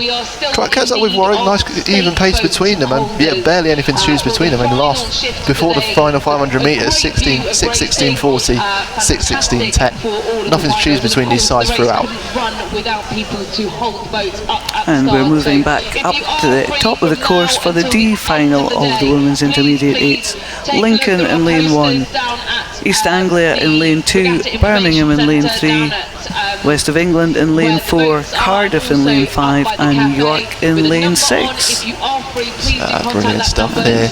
Good starts actually looking like from these crews, and we'll just see if we can get some times for you for those early phases. And we'll get them up in a moment, but good representation for UE. We've seen in the last edition in the E final and the D final. Oh, absolutely. And it's good performance from York there, just leading Cardiff, but Cardiff just having a battle there with Birmingham. It's a few splashes actually. Oh, there's a crab as well. Oh, goodness me, there's a crab there from York right at the most inopportune time from number 4. Just got the blade caught, and again it's that concentration. Well, it's a commentary kiss of death as well, just having said that they were doing so well. We have a big impact in it up there. I know, without even knowing it, but that's just close up on York there, over on the far side. I think they're still leading the field despite that bit of a wobble. They've recovered really well, but look at it's the number 3 that's surging forward. Surging through there. Wow, great surge from them, just ahead of the crew in lane 5, Cardiff, and then just you've got UE just being just trying to hold on to the coattails of these two. Well, I think they're maybe a little bit too early. I mean, you look at the starts. And then we've got Lincoln on our near side, just going through the front of the screen, just there. We will warn you, there is no there is no UEA crew in this D final. No start from them, but we will have University of Lincoln racing away from the pack as well, and they are having again another slower start than in comparison to the others. But we will see how this one develops. Coming into the final, well, coming up to the just gone after halfway, coming up to the 750 metre mark. You know, you can see York there. Cardiff. This is where the calls come in for UE, the drive. We can't see what Birmingham are doing because we can't quite get the screen on there. See what they can do. Lincoln might be tired having, not Lincoln, sorry, West of England might be tired having held on to coattails of Birmingham and Cardiff for maybe too long. They might be ripe for the picking. Indeed, they might be. The perfect time to strike. Because it's certainly an easy. I'll tell you very quickly, when I was racing with Camford at Henley Princesses, we raced Eton. We were length behind, but in the final 300 metres we put in a push, a rate 40, put in a sprint, and they actually couldn't pick the pace up in the final. They still won by about 6 foot, I think it was, in the end, but they couldn't pick up the rate. It's so hard to respond when you've given so much. It's so hard to actually put the rate up again. Yes, yeah, absolutely. But here we have York. Yes, just striding away again. Striding away and out again. They've had a little wobble, but they're looking much more composed now that they've got a bit of a comfort cushion there over their nearest rivals, Cardiff. and Birmingham will probably appear in shot very short. I think they might do. It looks like this will be a lot closer than it looks, I think, coming into the final 50 metres or so. There are York coming into first place, but have a look at lane 4 here. Yeah, here they come now, but I think they're just about half a length behind.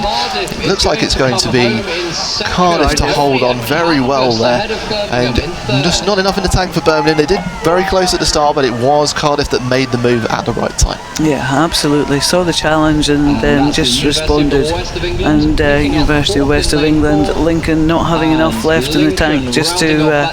but they have closed the gap substantially over the University of West of England, so much credit to them. Indeed, yes. Well, we are coming up to our last minor final, I believe it's the last minor final of the evening. Just going to have a quick look through the upcoming races that we've got for you. I'm seeing a lot of B's and A's. It's almost like my old GCSE record, but I'd love to say. But this is what you're seeing right now is the C final of the women's intermediate 8s, and Carol will just take you through who we are looking at right now. And well, racing in this event, we have King's College in lane 1, Cambridge in lane 2, Swansea in lane 3, Sheffield in lane 4, Southampton in lane 5, and Leeds in lane 6. And what we can see in the far right, the picture, we have the Leeds crew followed by Southampton as we're panning to the right. So that's Leeds and Southampton in the centre of your picture now. Indeed, yeah, nice battle going on there. As I was saying before, this is the final. This is the last minor final of the day, and it's been really exciting to watch these races. I think it's been a mixture of.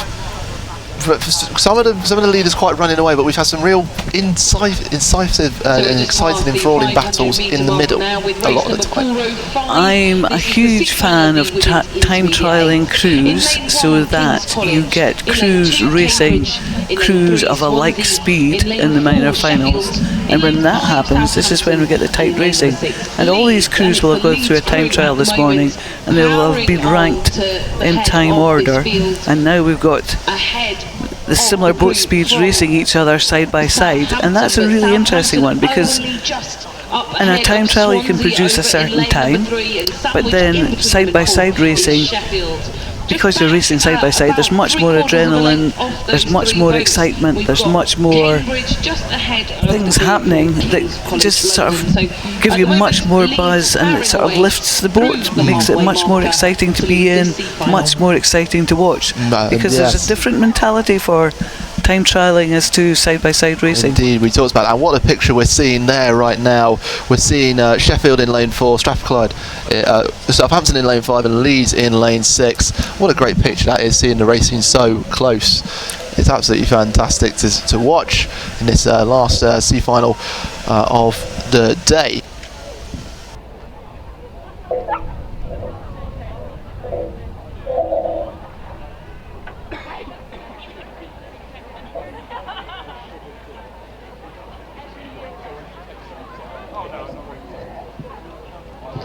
It continues to be tight in the middle of the pack in this C final of the women's intermediate 8 between Southampton and Swansea. Not much more than a canvas separating second and third there, but Leeds really triumphant here in this. So we have Leeds playing a stormer here in this C final of the women's intermediate 8s, and just pulling themselves out in front. Yet again, Warren, we've got this great race for 2, 3, 4 and 5. Yes. And we've got a leader, we've got somebody behind, and then we've got this bunch in the middle sorting themselves out. And to me, this is where all the excitement is. Yeah, it reminds you of that song, Stuck in the Middle. Stuck in the middle with you. Well, they're not stuck in the middle, because they're fighting each other. Yeah, they are. Oh, there's no clouds to the left, no jokers to the right. Well, we are just stuck and enthralled with a battle in the middle, right here between Southampton, Sheffield, Swansea, and Cambridge. Cambridge, the ones the nearest to you, and also just coming into picture as well. Beg your pardon. That was Swansea, and you got Cambridge and King's College having a little race of their own at the back as well. Oh, absolutely! Right at the back there, at the top there was Leeds leading the way, as their names suggest, and Southampton and Swansea battling for second, with Sheffield holding on to them as well. Which way is this going to go? It's great to see so overlap between so many crews. There's Leeds are out in front, but not by much. You know, not as big as the lead as we've seen in the previous races. Southampton are still in there, Swansea are still in there, Sheffield hanging on to their coattails, but they've got overlap with Cambridge and King's College.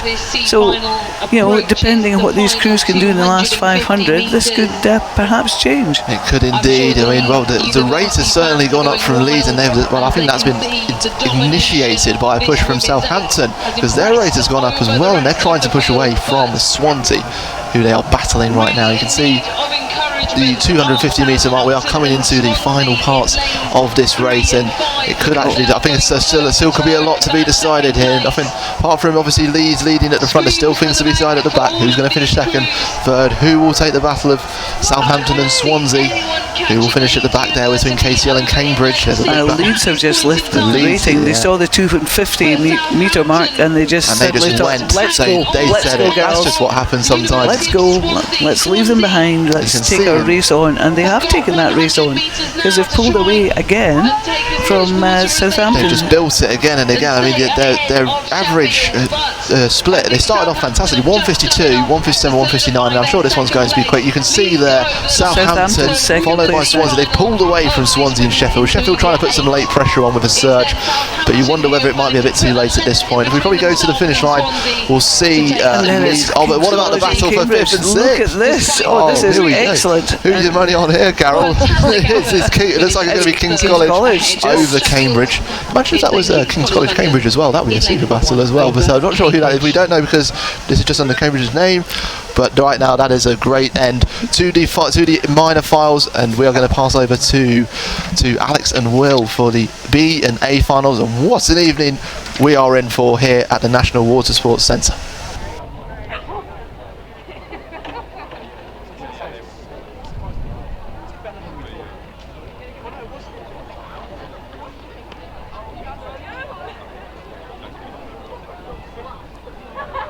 So that was the last of our minor finals for today's programme of racing. Next up, we'll be on to our first B and A finals of the day in both intermediate and championship. Lots of medals to bring to you in this next